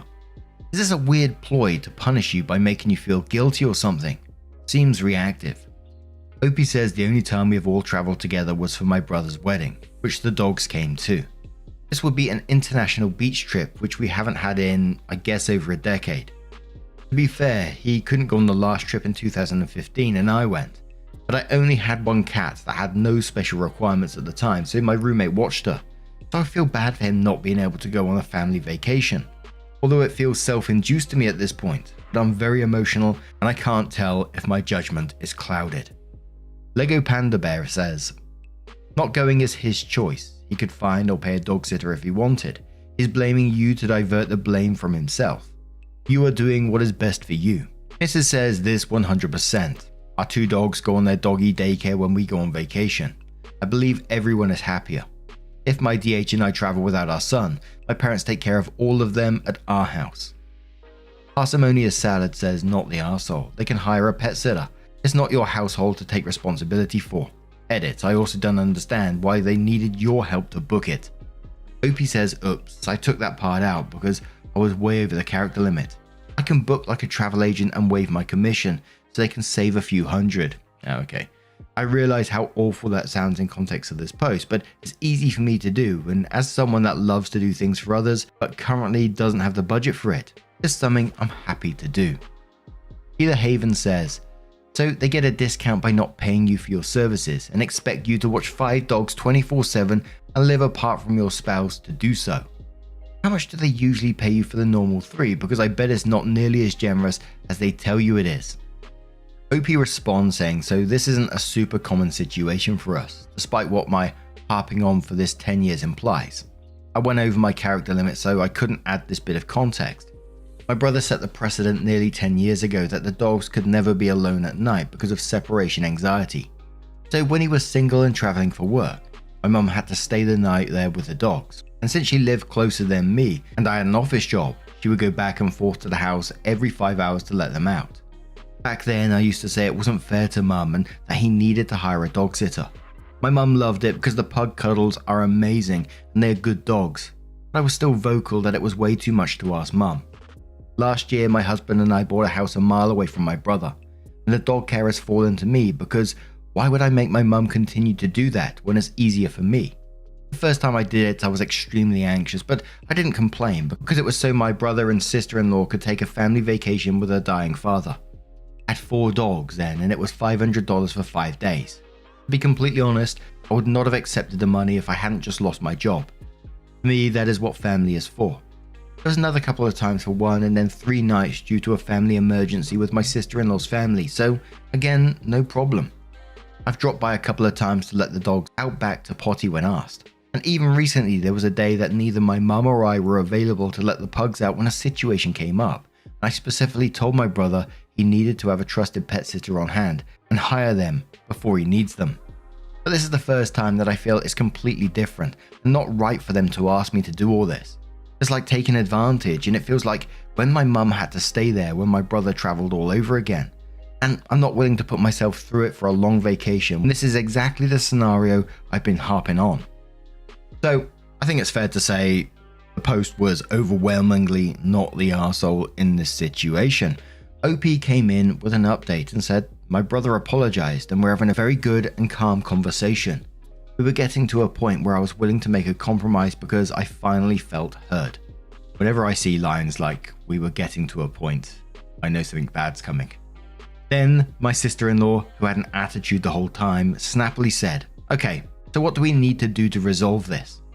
Things started to get heated because I felt her tension and tried to acknowledge it. I said that I was really hurt by my sister-in-law's actions. I left it out of my original post, but she was complaining about helping me clean my house before my wedding. I later found out that she told my dad that I had moldy dishes in the sink, and that was humiliating. I said it hurt a lot when I learned she brought it up again as part of her argument. Why should I watch the dogs? She sarcastically said, "Oh, so I'm the villain." I said, "I feel like from what I've gathered from my parents this past week, that you think I'm sabotaging this vacation because I'm jealous that I can't go. And if you think that, you really must not know me, and that hurts." And she said the same rude tone as earlier. "I must not know you because that is 100% what I think." My eyes welled up because I felt like she had just sucker punched me. And she looked at me and said, "Here comes the temper tantrum." I stood up to leave, then I turned around again and said, over everyone yelling my name, to calm down. If with all your time, money and resources decide to not go on vacation, that is your own decision and not because of me. I got the hell out of the house and sat in the car until my husband came out. She was in my wedding. I've been so happy to have her as my sister-in-law. I've been nothing but loving to her. Now I see she doesn't give a fuck about me. I'm gutted. It's clear that she has zero respect for me and probably never even liked me. I'm devastated because my family is everything, and I feel like my relationship with my brother will forever be altered. She is not the person I thought she was, and now I'm not only not watching the dogs, but I guess I'm also accepting that I don't have a sister like I thought I did. Interesting order says, "Not the arsehole. Cut contact with a sister-in-law. They're mad because you won't watch their dogs, and that's on them, not you." It says, "I'm curious about the anger displayed by sister-in-law. Her comments and responses to the conversation would have torpedoed any such discussion with anyone, including Mother Teresa. I hope the rest of the family realizes that sister-in-law is a two-faced arsehole and villain, 9th degree. ETA, not the arsehole."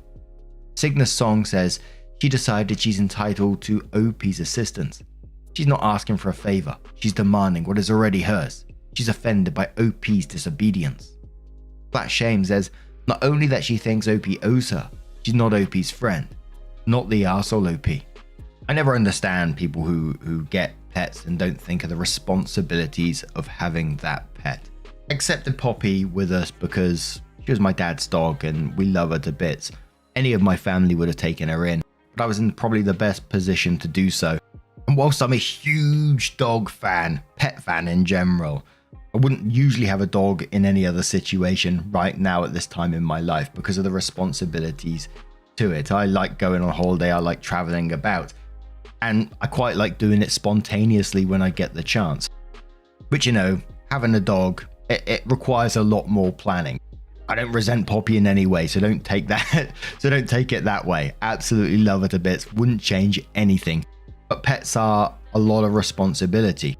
And you need to have things in place if you are going on holiday, etc. I'm lucky enough that, you know, when this arrangement came about with Poppy, and I said, like, I'll take Poppy in, but could people step up and, like, when I want to go on holiday, etc., could you step in and maybe, you know, take her in for the week? And of course, family was like, yeah, hell yeah.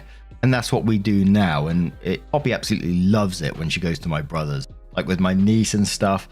Absolutely loves her to bits, follows her around all the time, and I get photos of her chilling out whilst I'm on holiday at the same time, which is just wonderful. Oh geez, I'm going off again. I do apologize. Whenever I get a story that I can relate to, I feel like I'm sat in a cafe and I'm just having a chinwag with people, you know. But now I'm going to turn this one to you guys. What do you guys make of this situation? Let us know your thoughts down in the comments below. And let's move on to another story. Now I saw this title and it had me boiling up already. It's from Affectionate Bus 6281 that says, "Stepdad stole my identity, causing my credit score to drop over 200 points. When I brought it up, he spit on me." What a prick. I never had a reason to check my credit score until a couple of months ago, other than when I got a credit card in 2021. At the time I had a 745. When I went to purchase my first car on my own in April, the dealership told me my credit score was 541. I had no idea why, since I barely used my credit card and always paid it off in full every month on time. I put off buying the car while I looked into my credit and was mortified when I saw 2 other credit cards on my report, both of which were nearly maxed out, and with probably 15 late payments between the 2 of them. When I asked my mum and stepdad about it, my stepdad said he opened the cards when I went to college because I stopped paying rent at the house. When I lived there during my 2 years at CC, I paid them $500 a month in rent. I stopped paying when I moved out. We ended up arguing about it and he said I owed it to him for the years I didn't pay rent, literally talking about 8th to 12th grade, and to just drop it. When I told him he can't do that without my permission, he said he doesn't need permission and spit in my face. Like a full-on spit on my face. I left crying and my mum called to apologize. She talked a little bit and she told me he had something similar happen to him in the past. Obviously that's no excuse, and I told her I'd have to go to the police about the accounts. She said to slow down and really think about if that's what I want to do. I hung up the phone. I wish I had known about the accounts sooner. I still think I'm going to call the police, but is there any other way of handling this? Absolutely go to the police right away. The mum in this situation is really getting on my tits as well.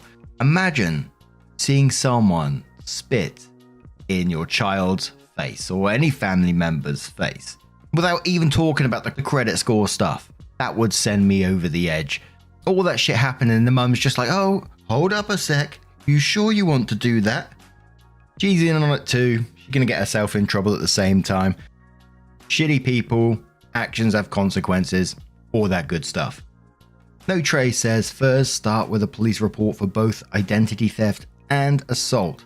You will need the police report for when you're in contact with the credit card companies and the credit agencies. Snarks quotes OP and says, not unless you want to ignore it and let him get away with committing a crime and tanking your credit for the next 7 years at least. Seriously though, he knew he was committing fraud and did it anyway. Freeze your credit and report the fraud to the cops and the credit agencies. Oh, and this, in quotes, he said I owed it to him for the years I didn't pay rent, literally talking about 8th to 12th grade. And it says, is some bullshit. You were a minor. Providing for you was their job.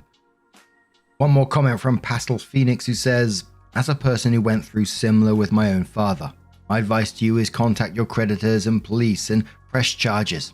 Everyone is going to press you and tell you to drop it. People are going to paint your stepfather as the victim. People are going to say you're overreacting. He committed a crime that could have repercussions that last decades. Do not trust them. Do not compromise. I had to spend almost 2 decades repairing the damage my father did, and in the end, my family still thinks I'm selfish for even bringing it up. Your stepfather is a thief and a liar, and so is anyone who supports him.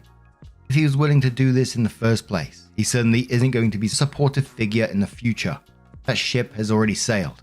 As someone with perspective here, I'm telling you, if you don't do something about this right now, you will regret it. So OP came in with her update and said, I made the police report for both identity theft and the spitting. They said it was 2 separate incidents. The identity theft a felony and the spitting a misdemeanor. About a week afterwards, my dad comes storming into my workplace. He always had anger issues, but this is a new low for him. He starts screaming at me for calling the police, and a security guard comes in and tells him to leave. The security guard meant well, but she's probably 23 years old and small, and my dad is 6'2" and has been in plenty of fights in his life. My manager told me to go back and he followed me back there. I locked myself in the bathroom and he just kept banging on the door for probably 3 to 4 minutes, screaming at me. I called my mum and she tried calling him. Eventually a police officer gets there and goes to handcuff my dad. He fought him and 2 other officers pile on him. He's arrested on aggravated battery and aggravated resisting charges. He was released from jail the next day. No idea why the county decided not to prosecute him. I spoke with an officer a couple of days later about a possible order of protection, and I was told the county usually doesn't prosecute people fighting cops unless an officer gets injured so badly they might have to medically retire. What reminded me about this post was that I checked my credit yesterday and one of the accounts has come off. Still waiting for the other one, but I think it's just a matter of time. My dad hasn't said a word to me since, and my mum refuses to talk about it. The nice thing is, the rest of my family is completely on my side with this. My credit should recover pretty soon, but I think the relationship with my dad is pretty much over. I'm fine with that. He's a toxic person. I'm just hoping nothing else happens. that the police wouldn't do anything about him fighting police officers. That seems wild to me. What? But anyway, now I'm going to turn this one to you guys. What do you guys make of this situation? Let me know your thoughts down in the comments below. Now, our next story comes from T-Friend Husband from the Am I the Arsehole Here subreddit and says, Am I the Arsehole Here? My best friend and husband suddenly stopped talking to each other.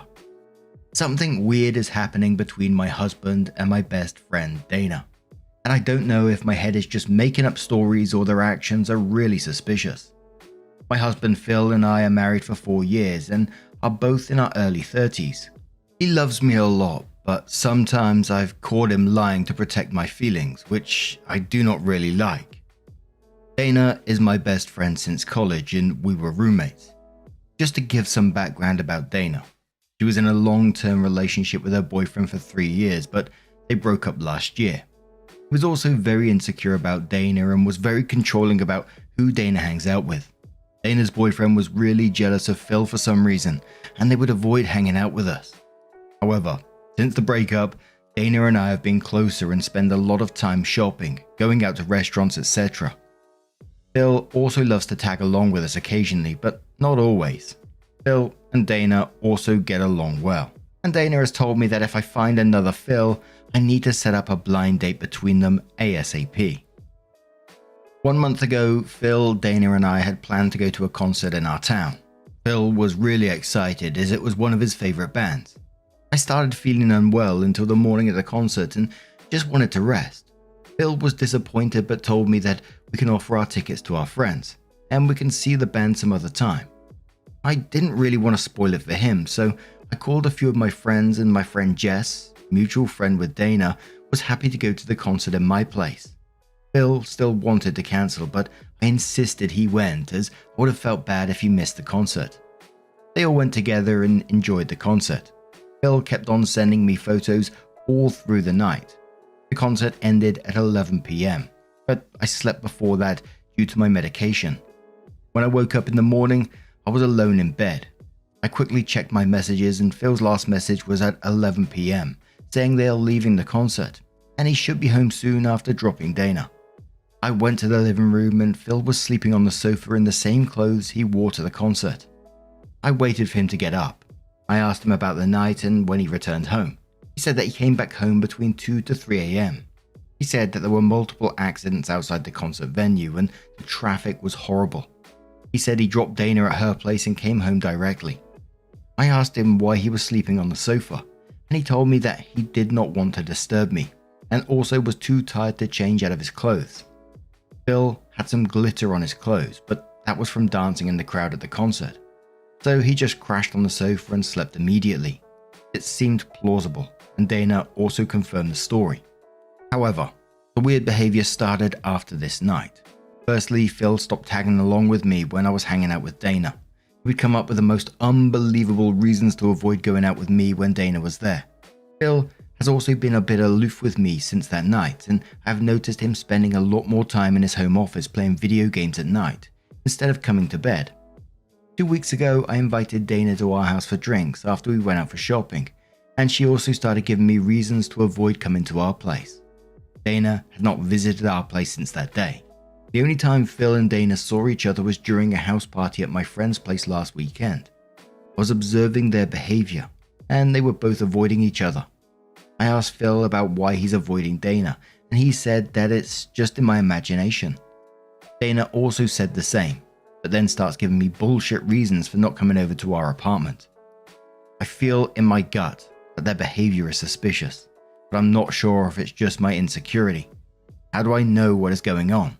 I've gone through Phil's phone multiple times, but the only messages between him and Dana are very sparse, and there's no messages since that night.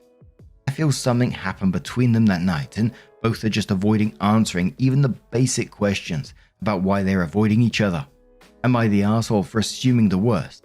I really do not want to come off as insecure, but it is killing me from the inside. And the way OP described the story, I feel exactly the same, that something strange is going on here. The friend's behavior OP was mentioning about, if you ever find another Phil, you need to set her up, etc. The boyfriend having issues with Phil at the same time? Has she been mentioning Phil to him? Comparing them maybe? Obviously I don't know, I'm just throwing out ideas here. Either way, I think you need to just tackle this head on with him. You said that he tries to protect your feelings in the past, and at the moment he's not protecting your feelings because it feels like something's being hidden from you. So you just need to ask straight up, I think, what the hell is going on here? You know something's going on and you need to know what it is. NotIQ666 says, not the arsehole. Something for sure happened. Only question is exactly what. From what you said about her ex never liking him and her asking you to set up a date with another version of him, that she may have always had a thing for him. Maybe she was drunk and she went for it. If you cannot find out on your own due to lack of evidence, you need to sit them both down together and confront them both and demand the truth. Opie says, I also want to do that, but I feel that if I am wrong, not only would I lose a friend, but Phil is also going to be upset that I'm accusing him of something horrible. I just feel in my gut that things smell funky, but I'm too scared to open the Pandora's box. Revolutionary Dot says, don't accuse him, just ask. Hey, you've been weird ever since the concert. What's going on? Are you upset I didn't go? Did something happen? I'm really starting to worry and I can feel you pulling away from me. I don't know what I did, but I'd like to fix whatever it is. Keep BFF out of it, only as a last resort. Be more worried about your marriage than the friend, but know you're running a risk of losing your marriage and / or your BFF anyways. You could always snoop through his phone, but that will cause damage too. Lopsided says, have you asked your other friend about the night and see if she knows anything about their strange behavior towards each other? You should confront them either way. Maybe not accuse them of cheating, but state that the behavior is not making you feel comfortable, and you'd rather not be kept in the dark if there is an issue or something helped to warrant their distance. Opie says, I talked to Jess but didn't directly ask her about any suspicious behaviors. She told me that they all had a fun time. She took the train home, while Phil and Dana went to the parking lot after the concert. So Opie updates the post and says, I posted last week regarding my husband and my best friend avoiding each other after they went to a concert together last month. I really want to thank you all for helping me in my time of need and helping me with my tech questions. Sorry for the long post, but I confronted Phil and fucking Dana and was able to know what happened. I was briefly able to get access to Phil's phone last Friday night. I did not have time to retrieve any deleted messages. However, thanks to someone's idea, I opened his camera gallery and went through the photos he took that night. One important thing that jumped out was Dana's outfit. Dana was wearing a white shirt and denim shorts to the concert. As it was an outdoor concert, she took off her shirt and was only wearing a blue bikini top. She had some glittering fake tattoos on her shoulder and back. By the end of the night, she was again wearing her shirt. So for the glitter to be on Phil's car seat and his clothes, Dana had to have taken her shirt off in the car. I was so angry and could not keep my cool anymore. I went and confronted Phil. He immediately broke down and started apologizing to me.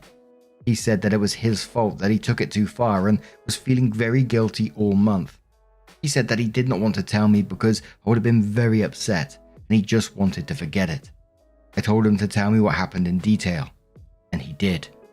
He told me that Dana and Jess both got drunk during the concert. Phil had to hold Dana while taking her to the car. Dana slept in the car for an hour while Phil was driving. When she got up, she started playing music and singing loudly.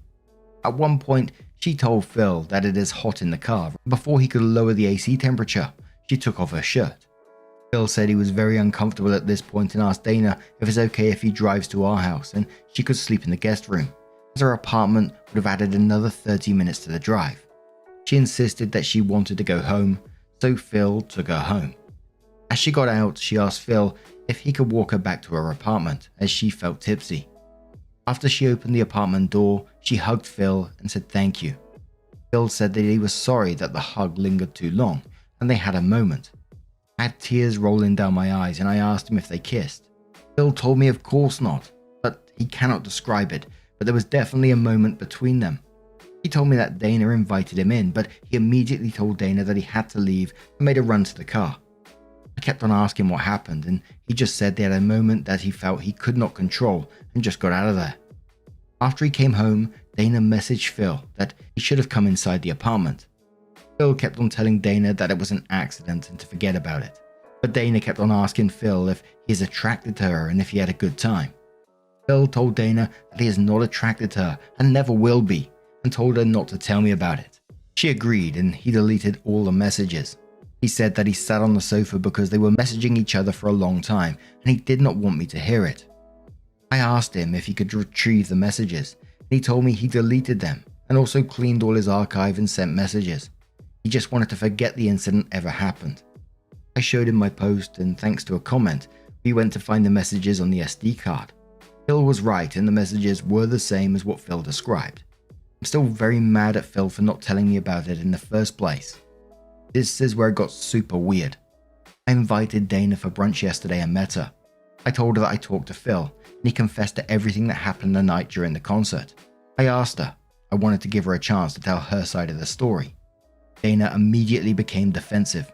The story was the same until they got to her apartment building. Dana said that she opened her apartment door, she gave Phil a long hug for a great evening. She said she could feel Phil wanted more, but nothing happened beyond that. I asked her why she invited him inside the apartment. She told me that she wanted to offer him some water and a snack as he was driving for a long time. I said that it's a really bitch move to invite my husband in her apartment at 1 AM at night, when she felt he wanted more from her than a hug. She said that I was just being jealous and crazy. We started arguing and she blurted out that she was not the one popping boners during the hug. I told her she is never going to see Phil again in her life and our friendship is done. She started shouting that she knows Phil loves her and he does not act on it because of me. She went on about how I'm always complaining about Phil and do not deserve him. She said that Phil has been so nice to her after the breakup and she feels he would leave me for her if he had a chance. She finally said that she could make Phil way happier than I ever could and he has started to realize it now. At this point I just wanted to avoid a blowout and walked away. I talked to Phil at night and what Dana said. He confirmed to me that he did become aroused when he hugged Dana that night, and he does not know why. Dana held his hand and invited him in after the hug and he just ran towards his car. He said he feels guilty about it, but it does not mean he has feelings for Dana. He said he is very happy being married to me and he would like to keep it that way for the rest of his life. Although I am relieved that nothing happened between them, it has been hard for me to process my thoughts. I feel mad at Phil for hugging Dana in the middle of the night when she's barely wearing anything. He should know better. On the other hand, I feel like an arsehole myself that my best friend had a thing for my husband that I had no clue about and pushed both of them to go to the concert together. Chemical Ad says, I'm glad it's finally in the open. I'm also glad that your husband did not cheat, although if he had just been honest about everything instead of being dodgy, it could have saved a lot of stress. Your friend is a piece of shit though. Island Lord says, willing to bet on some level Phil feels like he did cheat by getting aroused. Lou says, involuntary boners are a real thing. My ex, who is still a close friend, told me he had a friend who got them from riding his Harley. A fact his girlfriend was very jealous of. Lol. Tactile or visual stimuli are triggers for most men, like your mouth watering when you smell your favorite meal cooking. The dick says ready, but his brain screamed, no fucking way. I think your friend has just been looking for an opportunity to hit on your husband. Subconsciously, he knew it and was on guard against it. She probably wasn't as wasted as she was acting either. Good for him, telling her hell no and booking it out of there fast. Many would have given in to temptation. Hopefully this incident leads to more open communication between you two. Writing and Romance says, based on his initial unwillingness to go to the concert, I wonder if this wasn't the first time she put him in an awkward position. Opie says, we talked about this. He said she never said or did anything like this before, but he also pointed out that the only time he's hung out with her before was when I was with him. Writing also replies that saying, I'm glad you got to the bottom of it. I have to admit, for some reason this story had my hackles up. Usually I can read these and be objective, but my gut was telling me your friend was being shystery. Opie says, Dana was a sister to me for all these years. It's always the people you suspect the least. I don't know why she would do it to me. It feels so horrible. Writing replies again saying she wasn't thinking about you. She was thinking about herself and only herself. She didn't care about you or him or anything. Drowning people pull others under. Now I'm going to turn this one to you guys. What do you guys make of this situation? Let us know your thoughts down in the comments below. And let's move on to another story. The story does have an update as well, and it's titled, "Am I the Arsehole for Getting a Wedding Cancelled by Sending a Video to the Bride?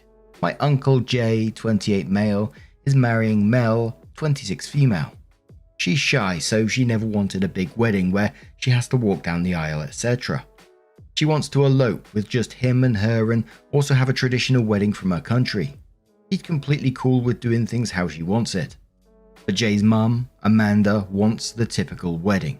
Mel conceded that she was okay with having an additional third wedding where Amanda could do all the planning and Mel would veto anything she didn't like. Cost-wise, it's no issue because the other two weddings are essentially free. The problem started when Amanda was showing Mel the bridesmaid list. There were going to be 7 bridesmaids and one of them was Jay's cousin, Letty, 27 female. Letty has been nothing but rude to Mel since the day they met. She constantly makes little digs at her, talks shit about her, and overall makes it clear that she does not like her. So Mel immediately vetoed it. Letty was in the room sitting with them during the veto and threw a fit, talking about how Mel is always rude to her. I can vouch for Mel and say that she never chooses to interact with Letty in any way, shape, or form. What she does do is whenever Letty makes a snide comment, she makes a direct comment back in response. So to an outsider, it might seem like Mel is being hostile, but to everyone in the family, it's a roll your eyes moment where we know Letty is the arsehole and Mel just isn't taking it. Letty tried to claim that Mel has been holding a grudge based on the first week of their meeting, but then Mel pulled out a video that I sent her of Letty shit talking about her just a couple of days ago. In it, Letty's calling her a bitch and saying stuff like she's not even that pretty, etc.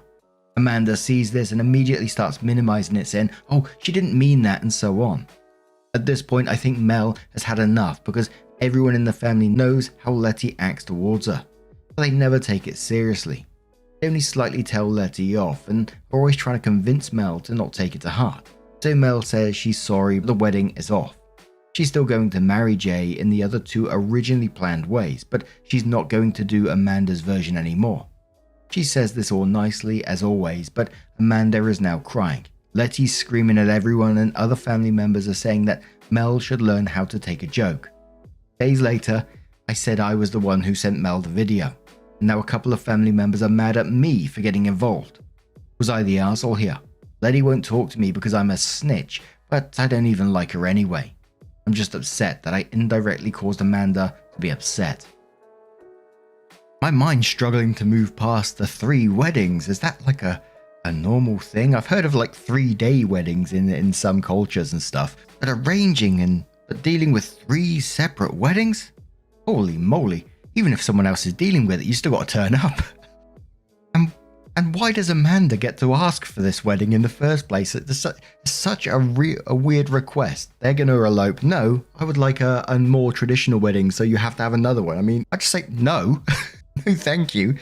And the rest of it is just actions have consequences. Letty's talking shit. She got called out for talking shit. It's as simple as that. Fair play to Mel for just going that. We're just going to do what we want to do from now on. I would just say stick with Mel. But Beast of Worden says not the arsehole, and Mel sounds awesome. You've picked the right side to be on. Trust me, this wedding was doomed from before it began, and you didn't ruin anything. If anyone gives you trouble, remind them to take it up with Letty. Doomed. Whenever someone says doomed, I love it. Opie says, yeah, Mel is awesome, and I used to get along with Letty too. She used to be different. I don't really know when she started acting like this, but it wasn't noticeable until recently.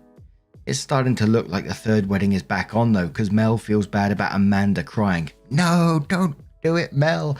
OP explains the 3 weddings and says, to be honest, I stretched it by calling it 3 weddings. The plan is to go to the courthouse just them, and a week later have a traditional ceremony, not that big, from Mel's country.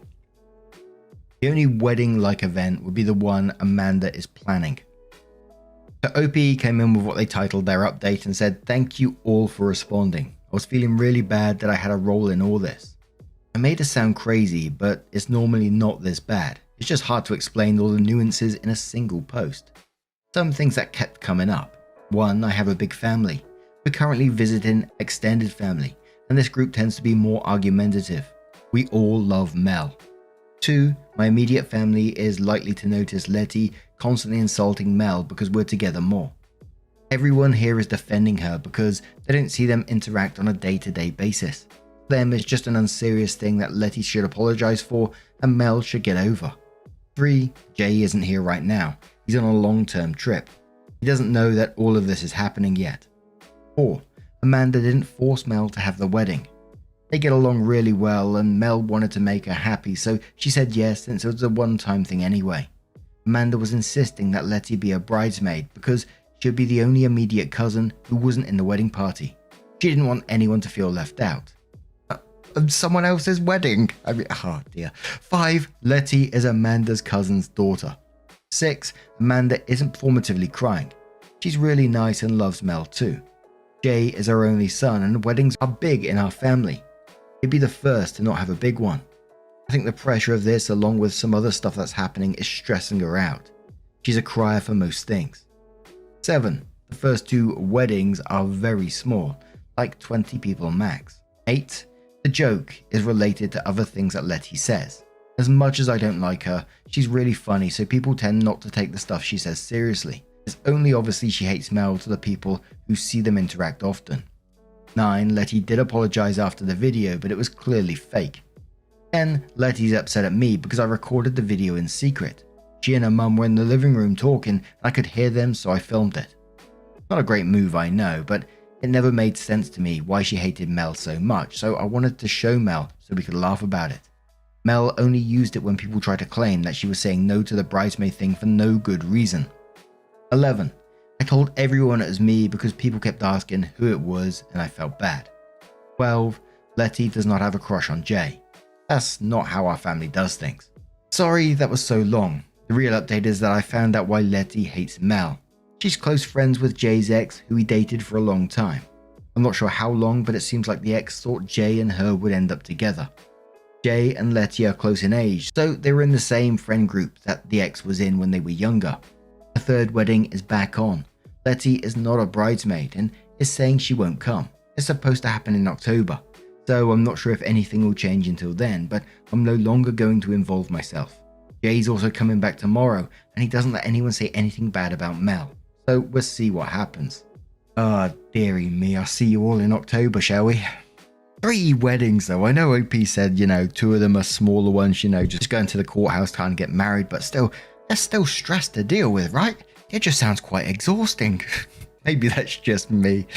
But now I'm going to turn this one to you guys. What do you guys make of this situation? Let us know your thoughts down in the comments below. Now, our next story comes from Matter187 and says, am I the arsehole by not inviting a slow eater to dinner night out? When I asked who is joining us, she names off 3 couples. The Jones couple, Davidson couple, and Matisse couple. Now the Joneses and Davidsons I don't have an issue with and get along great. Matisse's though, Kelly Matisse is the slowest eater I've ever met. Backstory. The first time we went out with the Matisse couple at a chain restaurant known for its pasta, she was slowly eating her salad. She ate each thing one at a time. When the main course was brought out, she wasn't done with her salad. And when everyone else had finished eating the main course, she was not even a quarter into her meal. She has taken tiny little bites of her meal. Meanwhile, she is engaging in the conversation at the table with smiles and laughter. But everyone else ate and finished at a normal pace. Our plates were taken away and hers remained with most of her food remaining untouched. She even got offended when the check was brought out and a server asked, "Can I box it up for you?" In which she replied, "I'm still eating." Almost 30 minutes later of us just sitting there, she only ate half her meal and said, "Oh, I'm full." Even at dinner parties, Kelly still eats painfully slow. It's painful to watch her take tiny little bites on kebabs, even though she's engaging in whatever conversation is going on at the table. Even when the coffee and dessert is brought out, she literally nibbles at her cake or fruit. So I told my wife no to Matisse couple. I explained why and she kind of agreed with me, but explained it's almost a cultural thing. People take their time with family and friends at the dinner table in Turkey. However, I stood firm, saying no, because I didn't want the dinner to be dragged out longer than it had to be. My wife is kind of upset because she really likes Kelly's company and friendship. I asked if Kelly has a medical condition or social condition where she has to eat slowly and take tiny bites. No response, not that I'm aware of. So again I say no to the Matisse couple. This is the first time I downright do not want someone to join us for dinner. I like Bob Matisse, but I can't stand his wife eating so fucking slowly. Am I the arsehole for not inviting this couple because the wife is a painfully slow eater? For your information, dinner was great and everyone ate at a normal pace with no complaints. Edit. Okay, so I asked my wife again if Kelly has a medical condition that makes her eat slowly. The answer is no. So out of curiosity, I text Bob and ask him the same thing. Again, the answer is no. Then I ask politely, why does Kelly eat so slowly and how Kelly does eat at home? According to Bob, I know how my wife eats food and I always dread it when we dine out. She's an incredibly slow eater. You are not the first to point this out. It could be just us or out as a group with friends. She eats very slowly because she's talking with others. She's focused on others and not on the meal.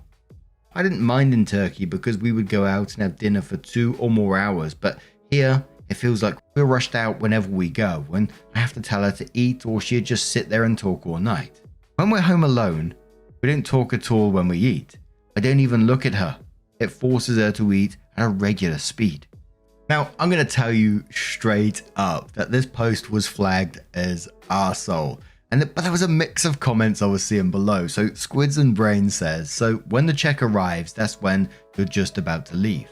This woman ate for half an hour longer, meaning she only kept you half an hour by eating slowly. You're prioritizing 30 minutes of inconvenience over your wife's close friend. I understand the irritation, but you're still being an ass. A small one. You're the arsehole. Edit. A lot of people seem to be assuming I've never encountered this situation. I have. It can be annoying, but it's nowhere near as unbearable as folks are making it out to be. Unless Opie has left out that they have somewhere scheduled to be after and this woman is causing them to miss it. I fail to see how this is so horrible of this woman. It's not long, everyone is still talking.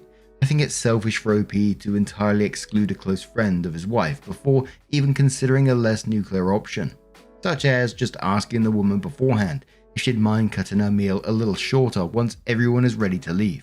Westminster Abbey says, replying to that, I seriously doubt the waiters/waitresses bring out the check as soon as everyone else was done eating. They probably came by a few times, checked out the table, asked if anyone else needed anything, etc. before finally bringing out the check. From the description, it sounds like there was quite a while between everyone finishing and the waitress asking if Kelly wanted a box.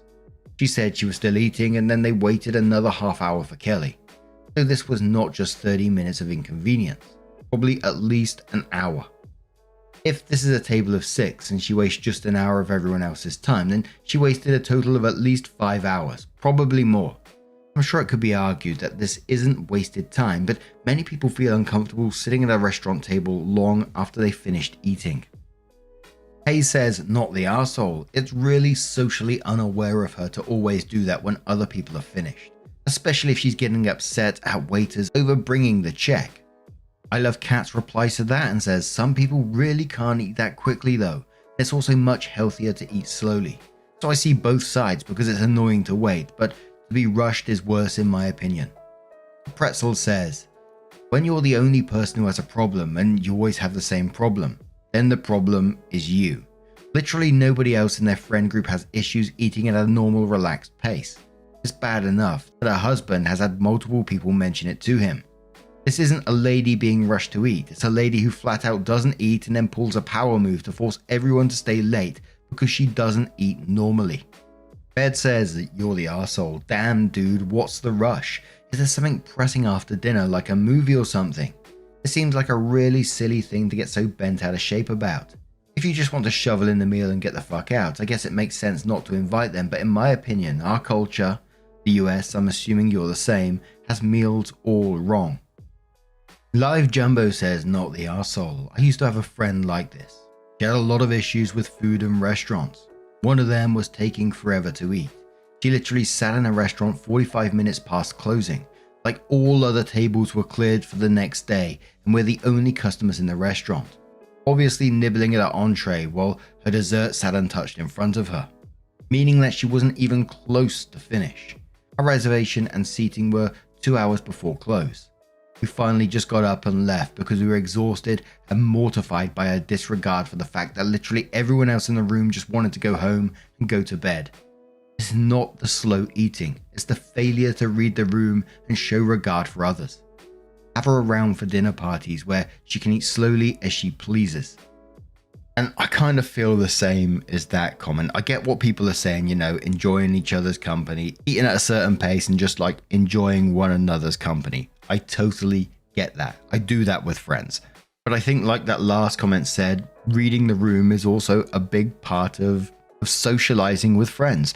Respecting one another's time, especially because, the husband's apparently already pointed out this has been an issue in the past and people have mentioned it. And I kind of feel like if I was in her position and, I'd find that awkward myself. Maybe that's just a me problem. Do I think this is a huge incident? No, I don't. I don't think she's a bad person or anything. Clearly, she's a good friend. But again, like that last comment said, I think you do need to read the room in social situations like that. So OP came in with her update and said, backstory, my wife has a close and awesome friend, Kelly, who's an incredibly slow eater. When I mean slow, I mean slow. I first noticed this when we went out for pasta. We had all finished our food and she was only a quarter done. When the check came, the waiter asked if she can box up her food, but Kelly said, I'm still eating. This wasn't the first, nor was it the last time. I asked my wife if she has a medical condition that forces her to eat slow, and she said no. I then asked her husband, Bob, through text, and again, he said no. Bob mentioned that when they go out to eat with others, Kelly is too focused on people and the conversation that she doesn't eat. So at home when they eat, he absolutely does not talk to her or even look at her. I found that a bit bizarre, which forces Kelly to eat at a normal or regular pace. Then my wife started asking around her friends if they'd noticed Kelly eating slowly. To our surprise, the response was no, at least not until that point. My wife makes plans for a group of 7 of us to go out for dinner, but told me to choose the place. It's mostly other women involved. I asked if Kelly and husband were coming and she confirmed that they were. So our party will be me, my wife, Kelly, Bob, and 3 other lady friends for dinner. I picked an all-you-can-eat, but you cook your own food Korean barbecue place. The catch, you only have a 2-hour time limit. I thought this would force Kelly to eat at a normal pace. Nope. We were seated at 7:45. At the 2-hour mark, the waiters shut off our burners and brought the check. Kelly still had her first and second serving on her plate. She told the waiter, I'm still eating. They kindly explained that we'd hit our 2-hour limit and that they needed the table. Kelly is obviously upset but can't do anything about it. After we pay, we're outside the restaurant and the ladies are making plans to get coffee or something. Then it happened. Kelly said, can we go somewhere where they serve food? I'm actually still hungry. Opie's wife said, did you not eat enough in there? Kelly said, no, I didn't get a chance to finish since our time was up. Bob said, seriously, we had 2 hours. What were you doing in those 2 hours? Kelly said, it wasn't 2 hours. You are being unreasonable again. Friend number 1 says, no, it was literally 2 hours. The waiter told us we had 2 hours at the beginning and they kept the timer. Did you not notice all the food we were cooking? Kelly said, it couldn't have been 2 hours. There's no way. The timer must have been off. I saw the food and it smelled really, really good. Bob then says, then why didn't you eat? Between me and OP, we alone had 9 servings between us. Kelly said, whatever. The point is, I'm hungry. Let's go somewhere they serve food. The ladies looked a bit annoyed but agreed to go somewhere they can have coffee and Kelly can eat. Bob and I decided not to join them. Bob had to work the next day, so he went, and I wanted to catch the last few night races, and I went home. At around 1:30 AM, my wife returned home and told me the events that happened. They went to a Middle Eastern lounge/restaurant, and the ladies ordered coffee and dessert, and Kelly ordered a meal. At 12:30, the ladies were ready to call it a night, and again, Kelly did not eat her entire meal. Now everyone began questioning Kelly and her eating habits. Being put on the spot and now overwhelmed, Kelly went outside to calm down. My wife followed her outside and tried to defuse the situation with Kelly, but she was very defensive. She tried to tell Kelly that it's not really a big deal, but people are now more aware and concerned of her eating habits since her husband, pointed it out, and her husband Bob confirmed it. It didn't help, and Kelly called her husband and went off on him. My wife took Kelly home, but they didn't talk much. I think the damage has been done. And there was a whole mix of comments below this one, wondering what it could be. Some people saying potential ADHD, other people saying a potential eating disorder, some undiagnosed mental condition, other people saying that it was just way too long, and others saying, it's a social gathering, what's the issue here? And if I'm being completely honest, in parts of the update where they came out of the restaurant and she was insisting on finding somewhere else to eat because she didn't eat or anything during that time, it did slightly annoy me. I have to be honest when I say that when I was reading it. But at the same time, when we got to the end, I did feel concerned for Kelly, much like her friends did, that they were aware and concerned of what was going on because they feel it might be something else.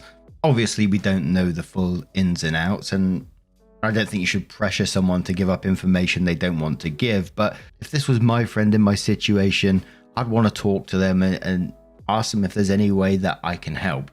In the end, she might be just a slow eater. That might be just it. But we're talking about friendships here, and I think communication between friends is important. I often talk to a friend about how he's feeling mentally and stuff like that. And whilst I understand not everyone wants to do that, I think if you can, it's a good thing to do. But now I'm going to turn this one to you guys. What do you guys make of this situation? Let me know your thoughts down in the comments below, and let's move on to another story. Now, our next story comes from Confused Dad, who says, am I the arsehole for blowing up at my wife over my daughter's school picture? It does come with an update as well. Throwaway and fake names. I, 60 male, have been married to my wife, 51 female, for around 15 years. We have a beautiful daughter named Hyung, 17 female, who is in her junior year of high school. Yesterday after school, Hyung came up to me and my wife and showed me her school pictures, both her individual photo and her group/grade photo. They were all taken way back in February, but they just arrived today. I complimented Hyung and told her how beautiful she looked in the photos, before telling her how proud I was to see her grow up throughout the ages, before showing my wife the pictures of our daughter. It did not go the way I thought/hoped it would go. Instead of looking at it for a bit before saying something, my wife immediately pointed out to Hyung that she was looking too downward at the camera and that her eyes looked strained and forced. I was a bit taken aback at first, but I decided to just keep listening. My wife then said to my daughter she would have to have rehearsals for school pictures with her for next year, because in my wife's words, Hyung still doesn't understand how to properly pose, smile, and look beautiful for a school picture. I was a bit irritated, but I let it slide. What sent me off though was when my wife then said, Hyung's picture is a fail. Honestly, Melissa looks the prettiest out of everyone. Hyung got quiet and said, I'm going to be honest, my picture this year is really bad compared to sophomore year. I got mad that evening. We had a huge argument in the living room. I told my wife that she was being cruel to our daughter, and since school pictures were over, there was no point being so picky over it. My wife retaliated, saying that even Hyung says that she doesn't like how she looks in a school picture. I was just being honest. I'm only trying to help her. She then went into her room and started crying, saying that I don't understand her. I will admit, I raised my voice while we're having that argument, and I'm seriously sitting here questioning myself about whether I was the arsehole or not. After our argument, I knocked on Hyung's door, and I could tell by her expression that she had listened to every piece of the argument. I feel bad because I may have overreacted to something as simple as school pictures. Plus, I ruined my daughter's evening and my wife's too. And I also made my wife cry. So Reddit, am I the arsehole? Edit, this is not the first time my wife has said something like this. This is why I feel even more terrible because I let my daughter suffer like this. I did give my wife a word or two, but I always told Hyung that this was just the way she spoke and that she really did love her. I really want to cry now, especially overhearing Hyung crying herself to sleep yesterday night. She always kept on a brave face around me and my wife, but it just breaks me even more now knowing she feels like she can't talk to me either. Failed her. Hyung always asked me every morning if she looked beautiful. She would always ask at meal times as she was eating too much. I'm so afraid of the damage we both put her through for so long. I'm so scared she's going to develop an eating disorder, and I'm going to make sure to set things straight with my wife and take care of my daughter better. She is always my first priority. Edit 2. I was taken off guard even though my wife has made responses like this in the past. Because though it's not the first time, I had a little bit of hope left that she wouldn't point out Hyung's appearance that outright in her school photo. The commenter says, I am guessing based on the fake name that your wife is Korean. I know beauty standards there are super high and she could be projecting her own insecurities and maybe even comments that she got when she was young. Of course, this is not okay, but it could be worth sitting down with her and having a talk. Opie says you are right on that. Me and my wife are both Korean. I know beauty standards there are super tough, so I'm probably going to talk to my wife privately to understand why she said that and check up on Hyung a bit before talking with my wife. I know she's super shaken up. So the best I can do is be the best father I can. She will always be my Anul and Bada, Sky and Sea. OP also replies to another commenter and says, I lived in the States longer than in Korea now. Commenter says to OP, do Korean women tend to have very high beauty and maintenance standards? And no, you are not in the wrong. Teenage girls are already extremely sensitive about their look, so your compliment was kind and nurturing. OP says, I cannot speak on behalf of everyone. I know that the beauty standards are extremely tough there. I've heard people commenting about the fatness/skinniness of people's bodies. I've sometimes heard conversations about K-pop idols' bodies and faces, makeup, surgery, etc. OP also added their own comment and said, hello everyone, OP here. Tonight, since my wife is working a night shift today, I decided I'm going to stay together with Hyung for a daddy-daughter date. I know it doesn't matter whether we go out or not. All that matters is that I'm with her. I'm planning on making her some of her favorite foods and spending quality time as an apology for not being there when I should have been. She loves japchae, galbi, and cream bungopang. Bungopang. Sorry, I did look up pronunciations for those. I do apologize. I asked Hyung beforehand whether she wanted to stay at home or go out, and she wanted to stay at home, and she chose to go with the first option. I'll let you know how it goes. So OP came in 5 weeks later with an update and said, first of all, I'd like to thank everyone for their generous comments and advice. As promised, here is the update. After my wife left for work, I decided to check up on my daughter. She was in her room doing her homework and I can tell by the forced expression that she was not okay. As she talked, everything began to make sense. My daughter overheard her mother shaming her in front of the other church mums. She heard them boasting about their kids and her mother would use condescending modesty. Example, she gained weight and she doesn't even study hard. She was tired of trying to surpass my wife's expectations. She couldn't stand it when my wife was in the house. She asked me, why am I her diamond? She cuts me to make me shine. How more of this should I take? I prepared her all the foods I promised to make and she was hesitant but ate a lot more than when my wife was around. She wanted to further talk with me. I then asked if she wanted me to tell my wife how she felt. Hyung said it was the only way to get her to listen, before telling me she wants me to get a divorce. I asked her if she was absolutely sure, as it was something very serious. She said she was fine with it. I'm just devastated it has reached this point. When Hyung was at school, I had a conversation with my wife. I brought up Hyung's concerns along with mine. I asked my wife what made her put down my daughter on the day of the school picture incident. She made excuses such as having bad days, and she had accidentally released her anger and other emotions by yelling, the silent treatment, etc. I questioned further if there was anything in the past that was bothering her, but she replied snarkily, nothing is bothering me. I raised her into a better person. If you have problems with how I'm raising her, she's all yours. I don't want to argue anymore, especially with a sensitive, lazy person like you. We had a lot of arguments in the past on raising Hyung. This phrase was used in all of our arguments to shut me up, as Hyung was consistently used as an emotional punching bag and a trophy for my wife. This was the last straw. I told my wife we were done. Then I told her to pack up and leave. I thanked her for letting me realize my self-worth. After some time had passed, she had driven to her parents' house and was staying there for a bit. When Hyung came back, she noticed her mum's room was a lot barer than it was and knew what had happened. I hugged Hyung and told her I am sorry for the mess I had caused, before reassuring her that nothing was her fault. I told my ex-wife would come back a few more times to collect the rest of her stuff, but our relationship was over. This event shook me up a lot, but I know a lot of things will get better. I'm trying to make Hyung always feel loved. Hyung, you are my universe, and that will never change.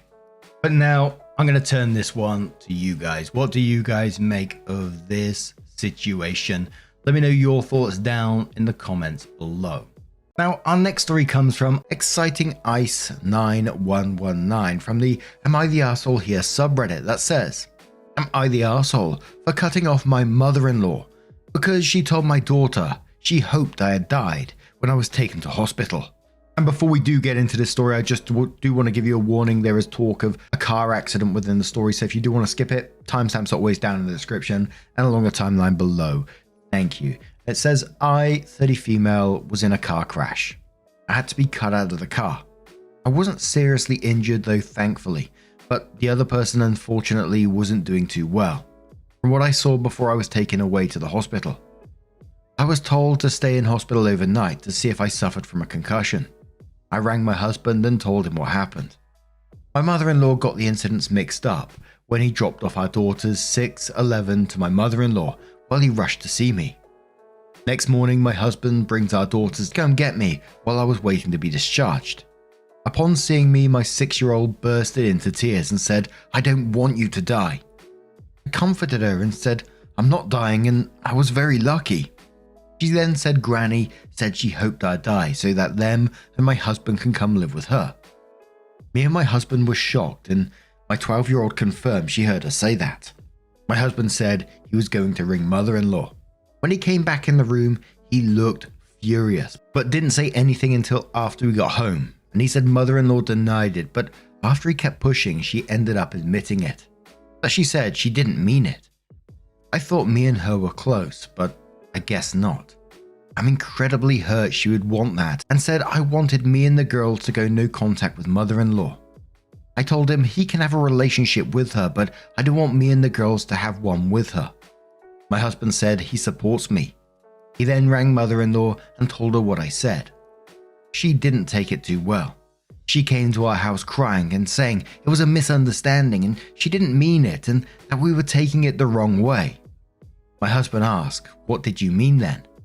She just got hysterical and started crying and saying she always wanted daughters, but my husband was the only child due to her not being able to have any more after him.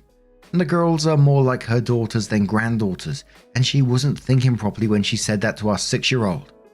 She got so worked up that my husband had to take her home. When he got back, he said he didn't know she felt like that and asked did I still want to cut her off. I said yes. He said okay and didn't argue. It's been a week now and he is still very quiet and hadn't said much about what happened.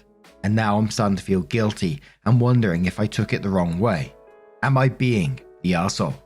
Now, there was no clarification to what the misunderstanding was at this situation. And let's just face it, it wasn't. She said that purposely. And for me, the hysterical crying towards the end there felt very manipulative, and she thinks of your daughters as her own, made me feel very, very uncomfortable. What is going through your mind to say that to a child? Traumatizing them like that. And you need to protect them from that. Laquila says, she traumatized your child. It was horrifying for your daughter to hear that. Bad enough her mum was in the hospital after a car accident. As a young child, she likely had a whole lot of frightening scenarios going through her mind, unable to properly process that. Your daughter needed assurance and positivity, not what that disgusting harridan said. Mother-in-law did mean it. You don't blurt something like that out of misunderstanding or as a joke. A whole hysterical outburst she put on in front of you, that was bullshit, manipulative bullshit, because she got caught. And it seems to have worked on your husband because she's trained or brainwashed him that way. Stand your ground. She needs at very least a long time out. Do not let your husband or anyone sweep this under the rug, because doing that would make everyone think it's perfectly okay for mother-in-law to hope you died. For your daughters to lose their mum. That's sickening. I'd make that time out at least 6 months. Heck, make it for the rest of this year. She loses out on the big holidays at the very least. What a vile fucking cow. Not the arsehole. Hella High Hobbit says, not the arsehole. Why would you feel guilty? She wished you dead out loud to your child so she could have a child with a vagina. That's so beyond fucked up. Hopefully your husband realizes how absolutely fucked that is and cuts her off too. Nick says you do realize that she basically told your husband that she didn't want a boy. He's probably dealing with his own issues at the moment, and that's why he's been quiet. Law replies that saying, the mean person is mother-in-law, not the arsehole. I will say, you of course should be mad at what happened and can understand going no contact. I can understand no contact with kid for a while as well. You do need to understand this is hard on your husband as well. He's basically told by his mum he wasn't enough. He can decide if he wants contact again someday, but I'd recommend speaking to a therapist for him. As far as long-term no contact for your child, I'd say give it some time and then both of you can talk, maybe with professional help, without any further contact between grandma and child. A Rose says not the arsehole. She's only sorry because she got caught. Do not allow her near you or to alienate your children. She's already shown you she cannot be trusted. She's so hateful she traumatized children and wished for you to die.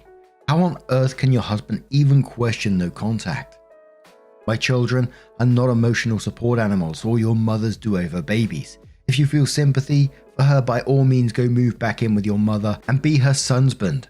The Burning Wizard replies that saying the husband hasn't questioned going no contact. Opie has said several times that he supports her. The reason he probably has gone quiet is that his mother also said that she wished she had a daughter instead of him. So not only has he got his mother wishing his wife had died, his daughter being traumatized, he also got the triple whammy of knowing that his mother never really wanted him. I know society and social media thinks and pushes the narrative that men are stoic and unfeeling, but we do have feelings and emotions. And he's probably gone very quiet as he tries to process all of what has just taken place in a very, very short space of time. Now would be the time for OP to also support him, as he supports her. But OP comes in with her first update and says, well, you guys were right. I decided to talk to my husband and asked if he's upset that I decided me and the girls would go no contact with mother-in-law. He said he wasn't. He said he always knew mother-in-law wanted a daughter instead of him. And it brought back all the bad memories of rejection and hurt he felt growing up as a kid by her. I suggested therapy and he's willing to go. We're also going to get therapy for our 6-year-old as she now gets anxious if I'm not within her sight. My husband agreed that going no contact with mother-in-law is the best thing for our family. Our daughter's birthday is coming up and we have yet to tell mother-in-law she is no longer invited. Not looking forward to that, but that's the update. Thanks everyone for the lovely comments and support. I appreciate it. 2 of the top comments on that one is someone says suggestion, maybe take your daughter out of town for her birthday to a nearby attraction. Zoo, play, something special on her birthday instead of a party, or a party at a later date with her little friends instead of family. If you're not there, mother-in-law can throw all the witch fit she wants and nobody will be there to see her, and there's no party for her to ruin. Another commenter says, she wanted you dead, so treat her as if you are, not the arsehole. And OP comes in with another update and says, I didn't think I'd be posting here again. I thought my last update would be my last. But here we are. Mother-in-law has been arrested. My husband, cousin found my post and knew it was me, and she reported straight to mother-in-law. Yeah, we knew it was you who told her, Christina. Margaret told us all about it when she came over and screaming we can't keep her daughters from her. She didn't even hesitate to drop your name and throw you under the bus. So much for loyalty, huh? You are not welcome in home anymore and you are officially removed from Sam's birthday list and our lives. How about you show the whole family this post so they can see how two-faced you are? To the Reddit community, sorry about that, but mother-in-law has been arrested. She came to our house screaming we can't keep her daughters from her. Husband tried to calm her down and get her to leave. She wouldn't and attacked him. My husband had to restrain her and I called the police. She fought them but it got nowhere except the back of their car. The woman is truly insane. My husband talks to the police because I had to calm down my daughters because they witnessed the whole thing. My 6-year-old was hysterical about Granny being taken away. This is all just a big mess. And lots of people on the back of this one suggesting getting a restraining order, clearly saying that mother-in-law has some mental issues going on. Not excusing the behavior, of course. But now I'm going to turn this one to you guys. What do you guys make of this situation? Let me know your thoughts down in the comments below. Let's move on to another story. And our next story does come with updates as well from Separated and Confused, who says, "Am I the arsehole for going scorched earth over my inheritance rings?" I know the title sounds bad, and I also know that parts of this make me a bad person. However, I think I deserve grace and understanding. Maybe I'm completely wrong though. I'm in the middle of a divorce with my 26 female husband, 29 male. The divorce happened for many reasons. I started dating my ex when I was 15 and got married at 19. I was so young and broken from childhood sexual assault. He made me feel complete and used to say that he was the only one who could help put me back together. I believed him. I thought if I was with him, I'd be okay. That was true for the most part, but I lost a lot of my identity. I thought I was happy, but when you lose yourself in someone, you can't understand how toxic they can be, because I thought I was finally whole. Then 2020 hit. My husband's infrequent outbursts became more common as his drinking got worse. He would scream at me, tell me I was worthless and stupid, tell me I wasn't enough fun anymore, coerce me into sex by telling me I was useless unless I put out and that he deserved it. He also hit me a few times when I got mad back or said no to sex. He messed around with his friend's wife and his best friend's girlfriend. To be honest, I thought I deserved this behavior. I thought I deserved the abuse because I wasn't good enough. This is where the second part of my story starts. I found out about his friend's girlfriend because the friends told me. He didn't deny it. I felt broken. I resolved to stay and work it out, but I ended up close with his friend. We started hanging out and I felt very close with him super quickly. I pumped the brakes when I thought I might have feelings and talked with my husband. He, maybe because he was drunk, maybe because he thought I wouldn't do it, gave me the go-ahead. He said he figured if he fucked around, I could too. I enjoyed every minute with him. At first it was purely sexual. He was leaving a bad relationship. I was trying to learn how to ask for what I wanted. But over time I found out how awesome he was, and little by little my personality felt like it was coming back. One day I decided to tell him everything he did to me. With my new confidence, I learned that I didn't deserve that behavior. He was absolutely horrified, said he figured something was up but didn't realize to what extent. He said he would be there for me no matter what, and he was. We fell in love and I didn't know what to do. He loves me but isn't sure if he wants to be with me because of the severe blowback he'd have personally. I ended up deciding to get divorced. Even if I couldn't have him, I knew that I couldn't be in that home, constantly scared and freaking out. I filed and it was like a switch for my husband. He stopped drinking, said he would go to couples therapy, and honestly, all the abuse stopped. I felt like I was making the wrong decision, like I should stay, but I knew I could not ever go back to how it was. He asked me to stop seeing my partner. I told him I did, but I did not. I couldn't, and even though my husband was trying, I couldn't get over everything he did to me over the last 3 years. Maybe I could have if I stopped seeing my friend, but I didn't. I just knew I never wanted to go back to the potential of that. Now I feel horrible. I still am seeing my friend. I'm still in love with him, even with the uncertain future. I enjoy every day I get to see him. He said he feels the same. The guilt about it eats at me, but I just can't stop seeing him. In the divorce, my friends all took his side. He told them about my friend, but not about his abuse. And with him working on himself, I didn't want to tell anyone. I didn't think it was helpful. So now everyone knows about me and my friend, but everyone thinks we're not together. No one really talks to us though. My divorce should be over in December. I'm excited and ready for it all to be behind me. I won't lie though, I'm hopeful that my friend and I can be together. And if that makes me a bad person, that sucks, but I don't want to wait hoping a man can get it together. I want something great that's in front of me. And if we don't work, that's fine too.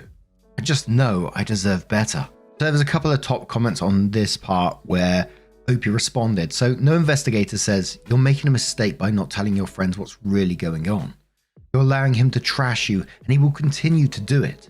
Give your friends a chance to support you and take it from a much older sister. The working on himself thing is phony. He'd go right back to being an abusive arsehole if you went back. It happens all the time. Spouse abuses other spouse then vows to fix things when they leave. All they do is go right back when spouse is roped back in. Your new guy is a rebound. When you've been with an abuser, pretty much anyone who doesn't abuse you looks good. Been there, have the t-shirt. Get divorced and stay single for a while you get on your own 2 feet. Opie says yeah, he might be a rebound, but I've been with him for a year. He's been very supportive. I'm hoping that we can take some time apart and I can heal. I got my own apartment 2 hours from my ex in a big city, able to make my own money, and it's been nice.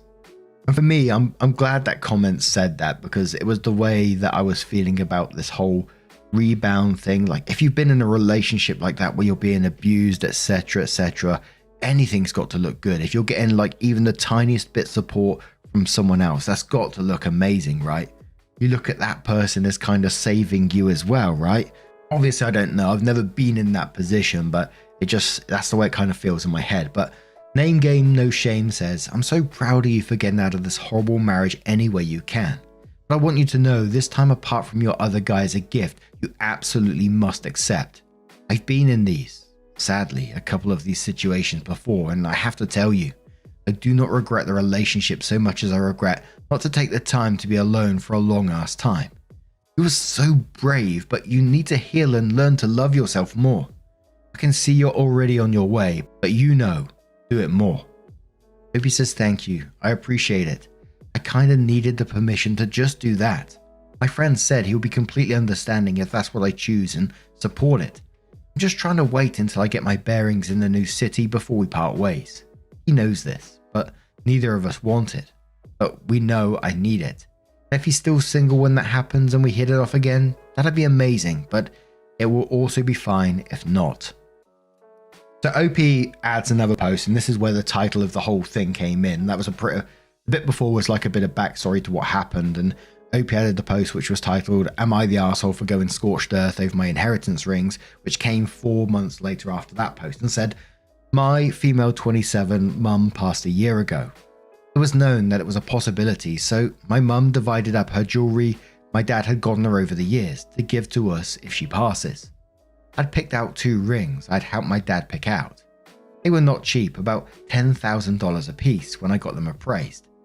When I left my husband 30 male, I left pretty quickly and with basically nothing just to get out. He kept some of my stuff, but it was in our divorce agreement that certain things were to be given to me and held in a safe deposit box until I could get them. I took basically nothing monetarily from the marriage when I left and gave him basically everything. The divorce is now final. I finally came back to my home state to pick up the rings.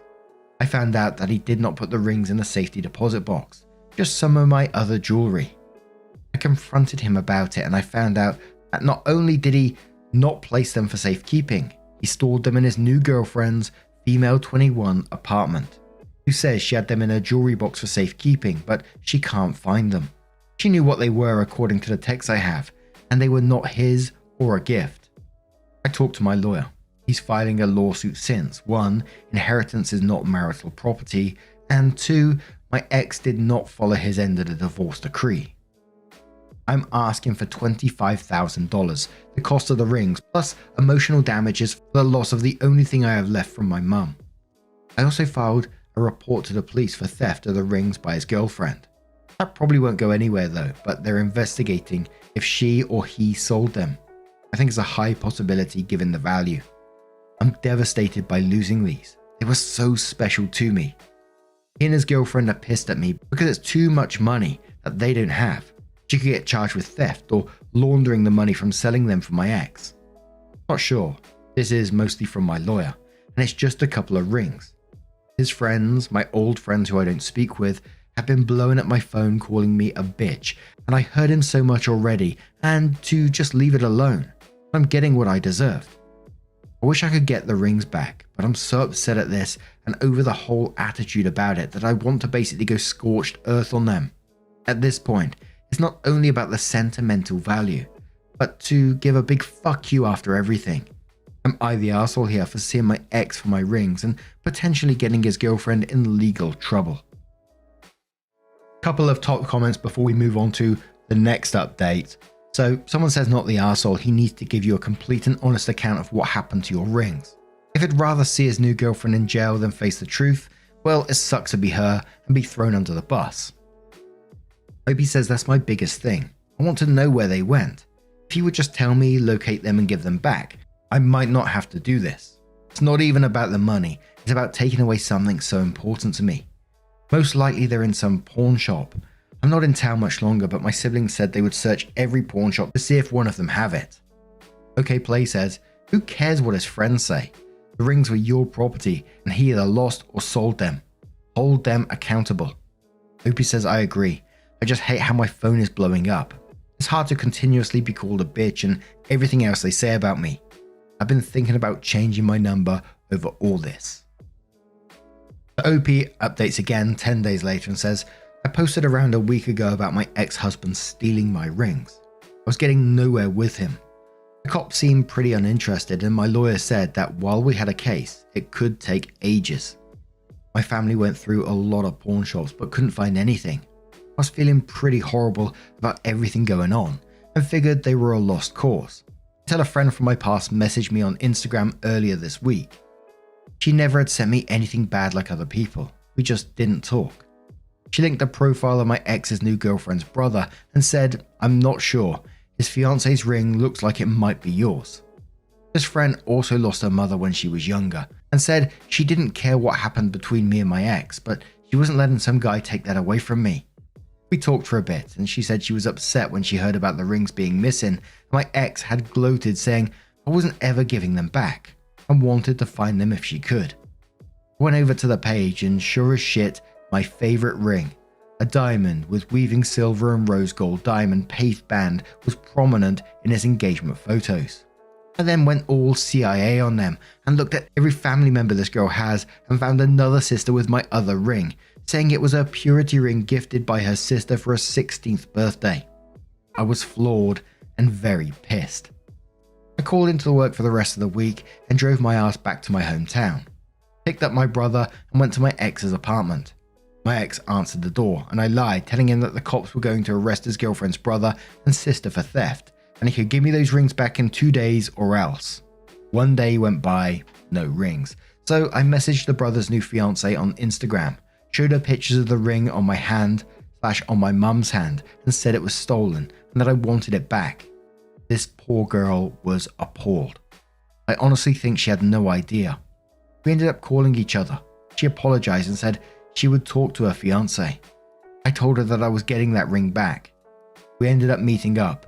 I showed her more proof it was mine, told her the whole story and thank God she gave it back to me. She said she didn't like her fiance's sister and that she thought she was bad news and basically stayed away from her. She said she would talk to her fiance about why in the hell he thought getting a ring from her would be a good idea. I guess word got out and my ex started calling me incessantly, basically leaving messages saying he'd do anything but don't make his girlfriend's sister give the ring back, it was embarrassing, etc. I picked my brother back up, went back to his apartment. This time both his girlfriend and him were there. Yelling match started. My brother had to keep me from basically clawing the eyes out of that bitch. I ended up literally sitting in their entryway saying I wasn't leaving until I got that ring. Or they could call the cops to remove me and I'd tell them about the rings. I don't know exactly what happened after that, but she left and came back with a ring after about an hour. The whole time my ex is saying my mum was basically his too and he should have something from her and it was only right. My brother was basically staying in between me and him, telling him to back off. When I got the second ring back, I stood up and just finally lost my shit. Years of him, I don't think I'd ever gotten that mad before. I screamed at him, told him off, and spit on him when I left. I don't think it was the most mature response, but it felt fucking good.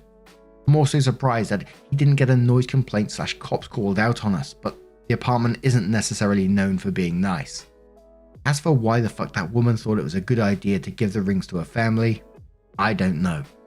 I'm hoping that an old friend might give me some gossip, or that I might hear from the fiancé. But honestly, I'm just happy that my rings are back and the drama is settled. I don't have to deal with him anymore. Nothing else is needed from our divorce decree. My boyfriend promised me a massage and cuddles from the cat when I get back into town, and honestly, I'm just hoping to never hear from them again. And the top comment on that says, glad you got them back. I hope his girlfriend runs. Opie says, honestly, I think they deserve each other. They both knew exactly what they were doing. But the not heartless side of me hopes she sees him for what he is and leaves, and that he gets sober and gets better. And what I enjoyed, maybe enjoyed is the wrong word for this, but it was seeing the change in Opie's character throughout the story. You know, they've been through an absolute awful time from a young age by the sounds of it.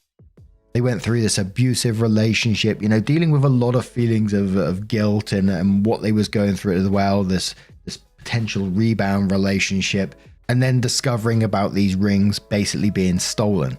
And the changing character from OP from the very beginning to that point where they was literally fighting to get these back, going back to their home state and telling people, no, I'm getting these rings back no matter what. It was nice to see for OP, I thought. I mean, absolutely been through hell and back, but I'm so glad that OP did go through with it and did get those rings back. But what do you guys make of this situation? Let me know your thoughts down in the comments below. Now, our next story comes from Llama Thrust Ulti, who says, from the Am I the Arsehole subreddit, who says, would I be the arsehole for asking my fiance to remove someone as a bridesmaid because of something she said while inebriated? I'm lucky enough to be engaged to the woman of my dreams.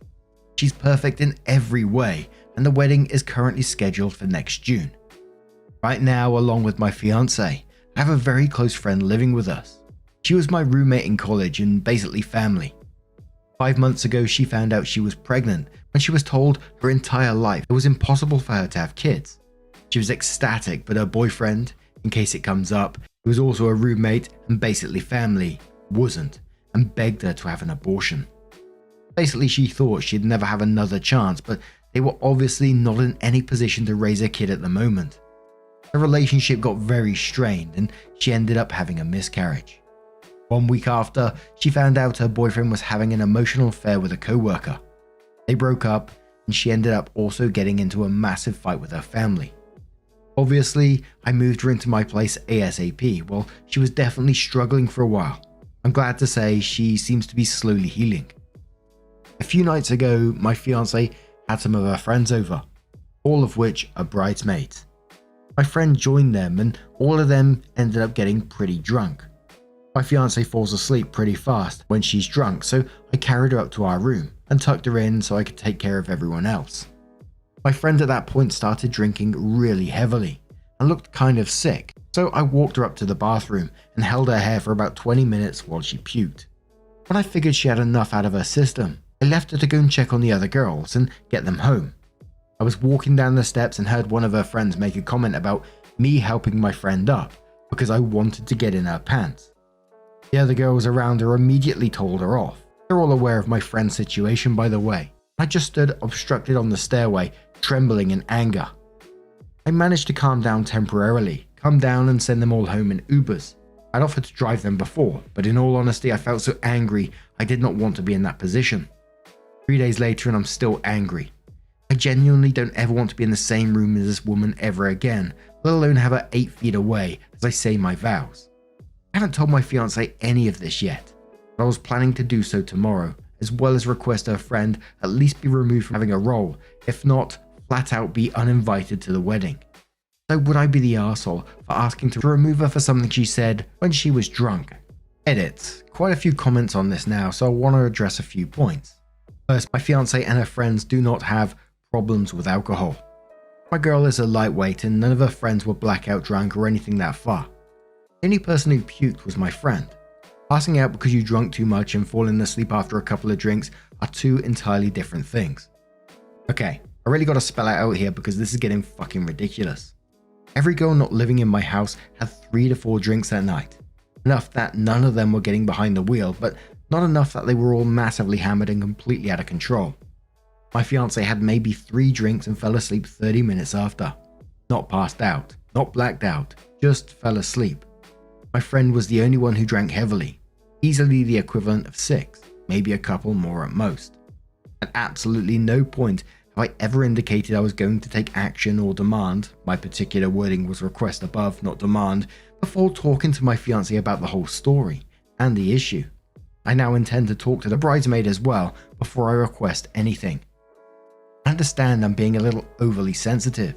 The reality is the whole situation has been harsh and shitty for everyone involved. In particular, I know I've been very defensive of my friend given her current situation with her family. It's entirely possible some of this anger towards bridesmaid was redirected from things my friend's sister had said and done to her in recent history. All of this being said, there is absolutely positively nothing more between me and my friend besides a deeply platonic relationship. I do not have romantic or sexual feelings to my friend at all, nor am I insecure about society telling me I can't have women friends without wanting to sleep with them. I'm just worried about my friend who's still in a pretty bad place. I feel very insulted someone would insinuate I'd be taking advantage of her in such a state. She has not been living with us for 5 months. She found out she was pregnant 5 months ago. A miscarriage happened approximately 2 months ago, and she moved into my place about 2 weeks after that. Serial asks some info. They said, info, would you consider talking to this friend about how her comments made you feel and see how things go from there? How is or has the relationship between you two? Usually friendly or strained? Was this possibly a poor attempt at a drunken joke? I'm not saying what she said is right, just trying to look at it from all angles here. Removing a bridesmaid or uninviting someone is a pretty big step. Just want to make sure this is something you really want to do. Hope you respond saying, honestly, I've thought about it, but I definitely would need to wait a little longer as I'm still seeing red. Relationship has been fine before. I'm not especially close to her as I am with some of my fiance's other friends, like her maid of honor, but we've never been on bad terms. I'd say friendly. It was worded as a joke, but her tone was accusatory. Maybe I won't rush into banning her until I at least talk to her.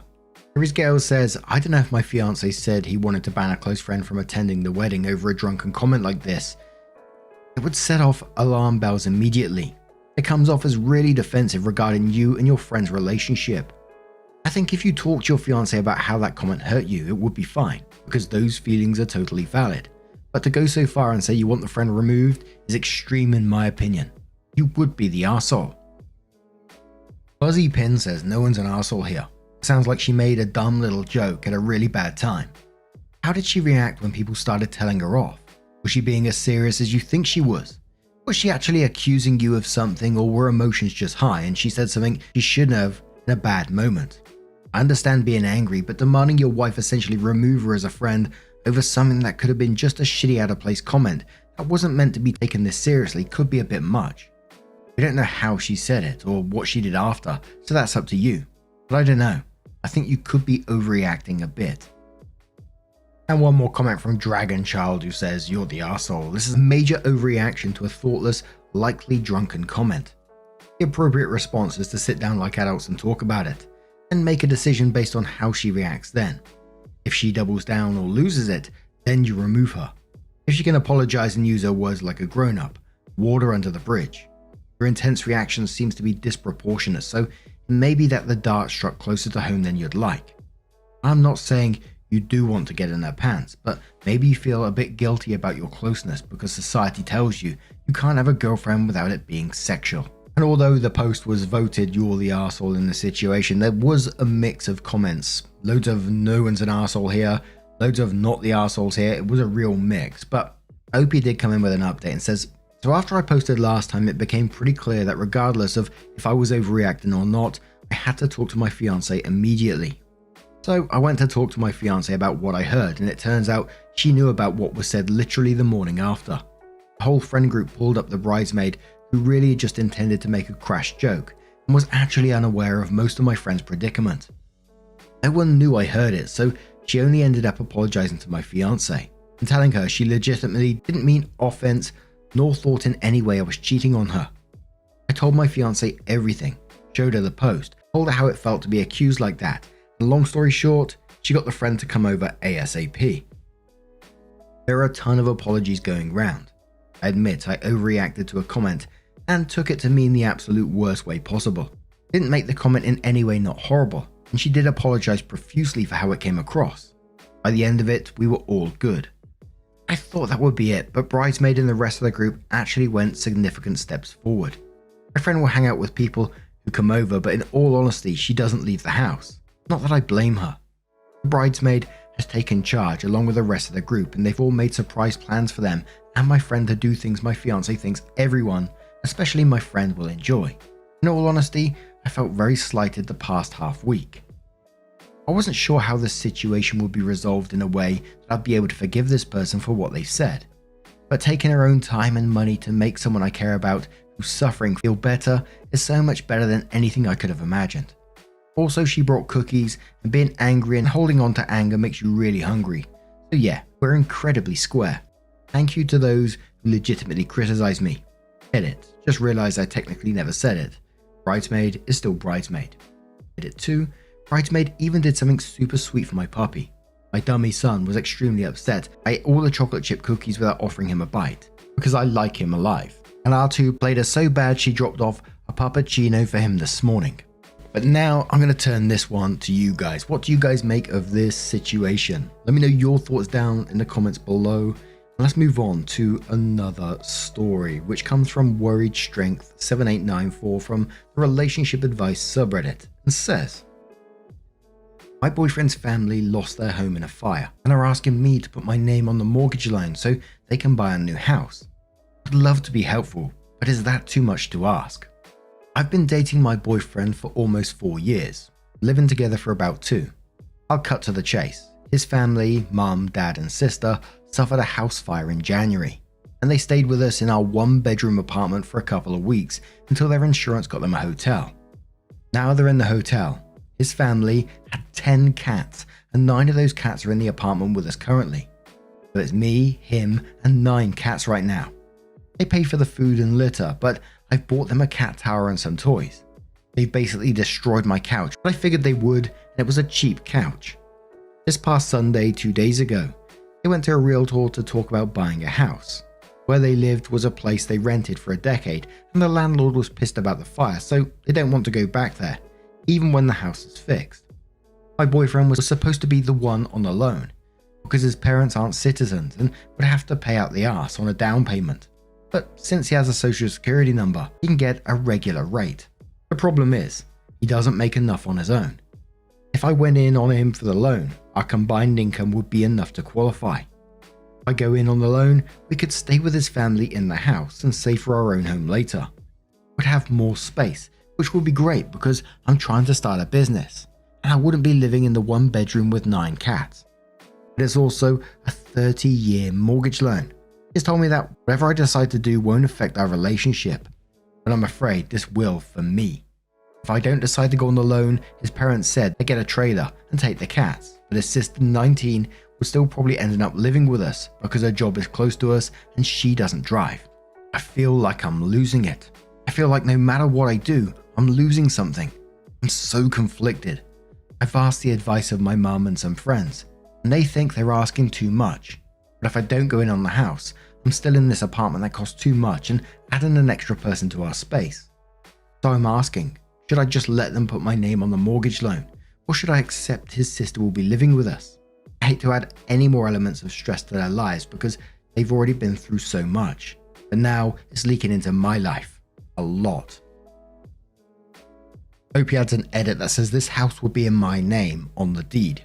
The cats are not destroying my apartment, as so many people are assuming, just the couch. I obviously care about these people, which is why I would even consider it, so please stop creating a story in your head where I'm some sucker wanting to be scammed. Another edit which says, so this got a lot of attention fast.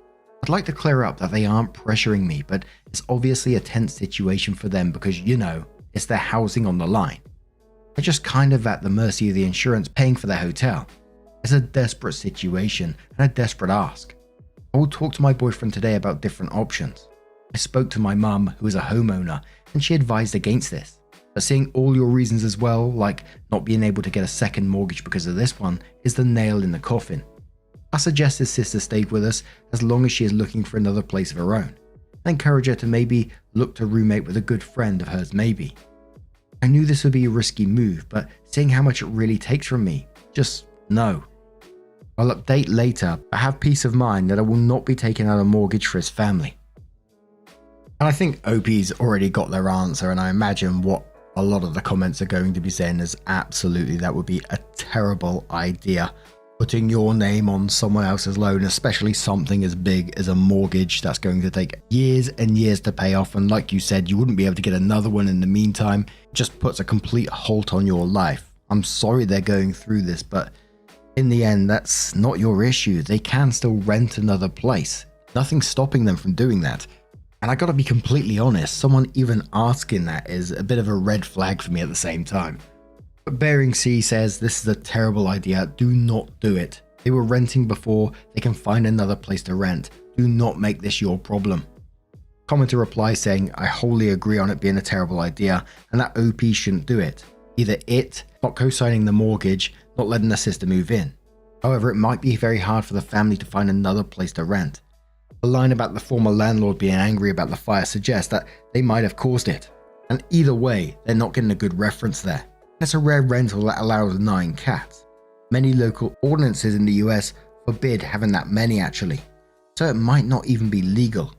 And I didn't even touch on the cat situation and the sister moving as well. The sister being no, I'm afraid as well. I've seen too many stories about where they move in, they never move out, and 9 cats at the same time? Holy moly, no, I like cats, but 9 cats is just way too many, for me anyway. Just waiting for some of the comments to go, no, I got 20 cats. Who says, do not do it. I'm sorry for your boyfriend's family, but don't do it. This can easily get you trapped. If you consider it, meet with a lawyer and get a contract that is for your benefit and doesn't leave you with a cost for all of this. What if you do it and your boyfriend leaves anyway? Anyway, that sounds very fishy to me. If you were my client, I would tell you as an accountant to stay away from this. You are just the girlfriend, and you're in a position easily to abuse and use.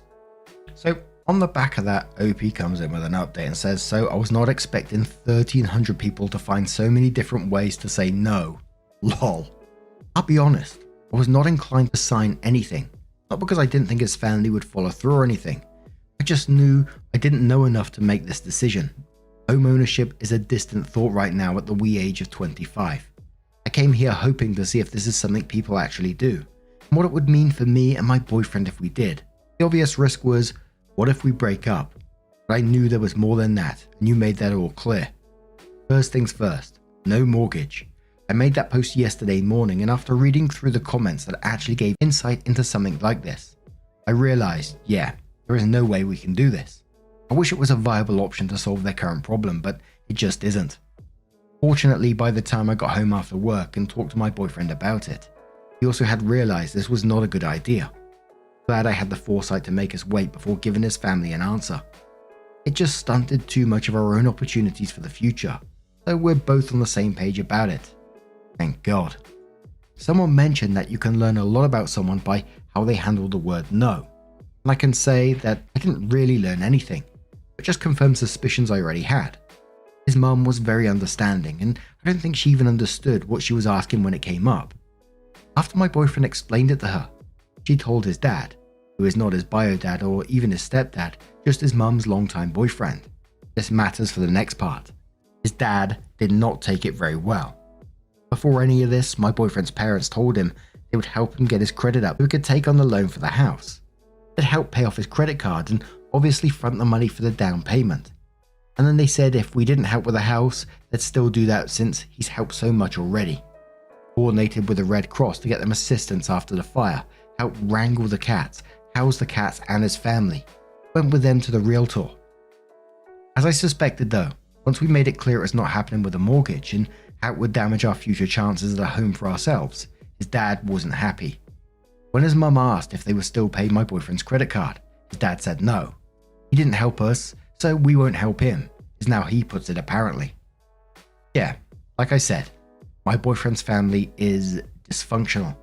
I can't say I've ever had the most respect for his dad, but he's been there for most of my boyfriend's life.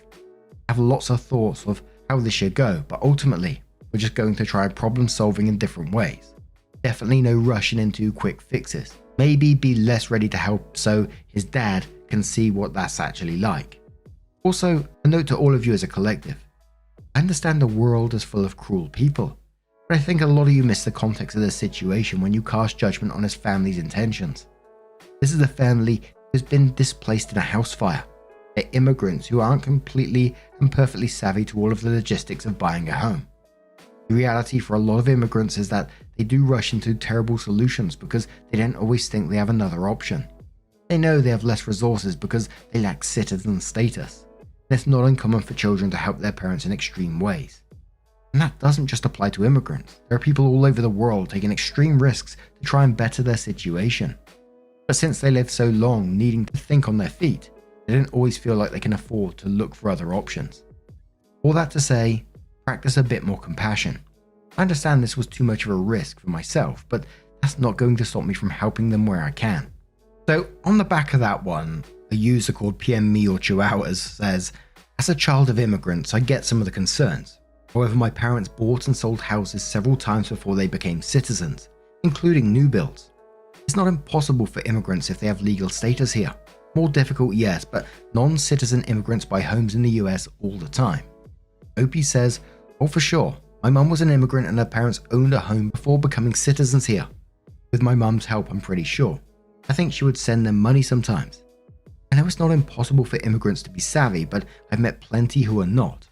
My mum currently works with families who have recently moved to the US to help register their kids for school.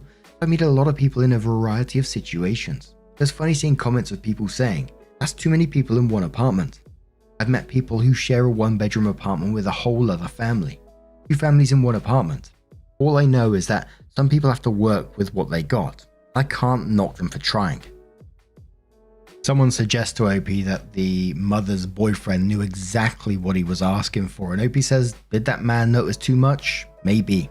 But I personally don't put a lot of stock in his character either way, so I think it could be both ways. I do think people can be selfish without understanding what they are asking for. But now I'm going to turn this one to you guys. What do you guys make of this situation? What do you make of the update? Let us know your thoughts down in the comments below. Just a huge thank you from the bottom of my heart for getting involved in today's stories. Your love, support, and time always means the absolute world to me. So thank you so much for being involved. Truly, it's absolutely amazing. And hopefully, I'll see you in the next one. Take care and much love.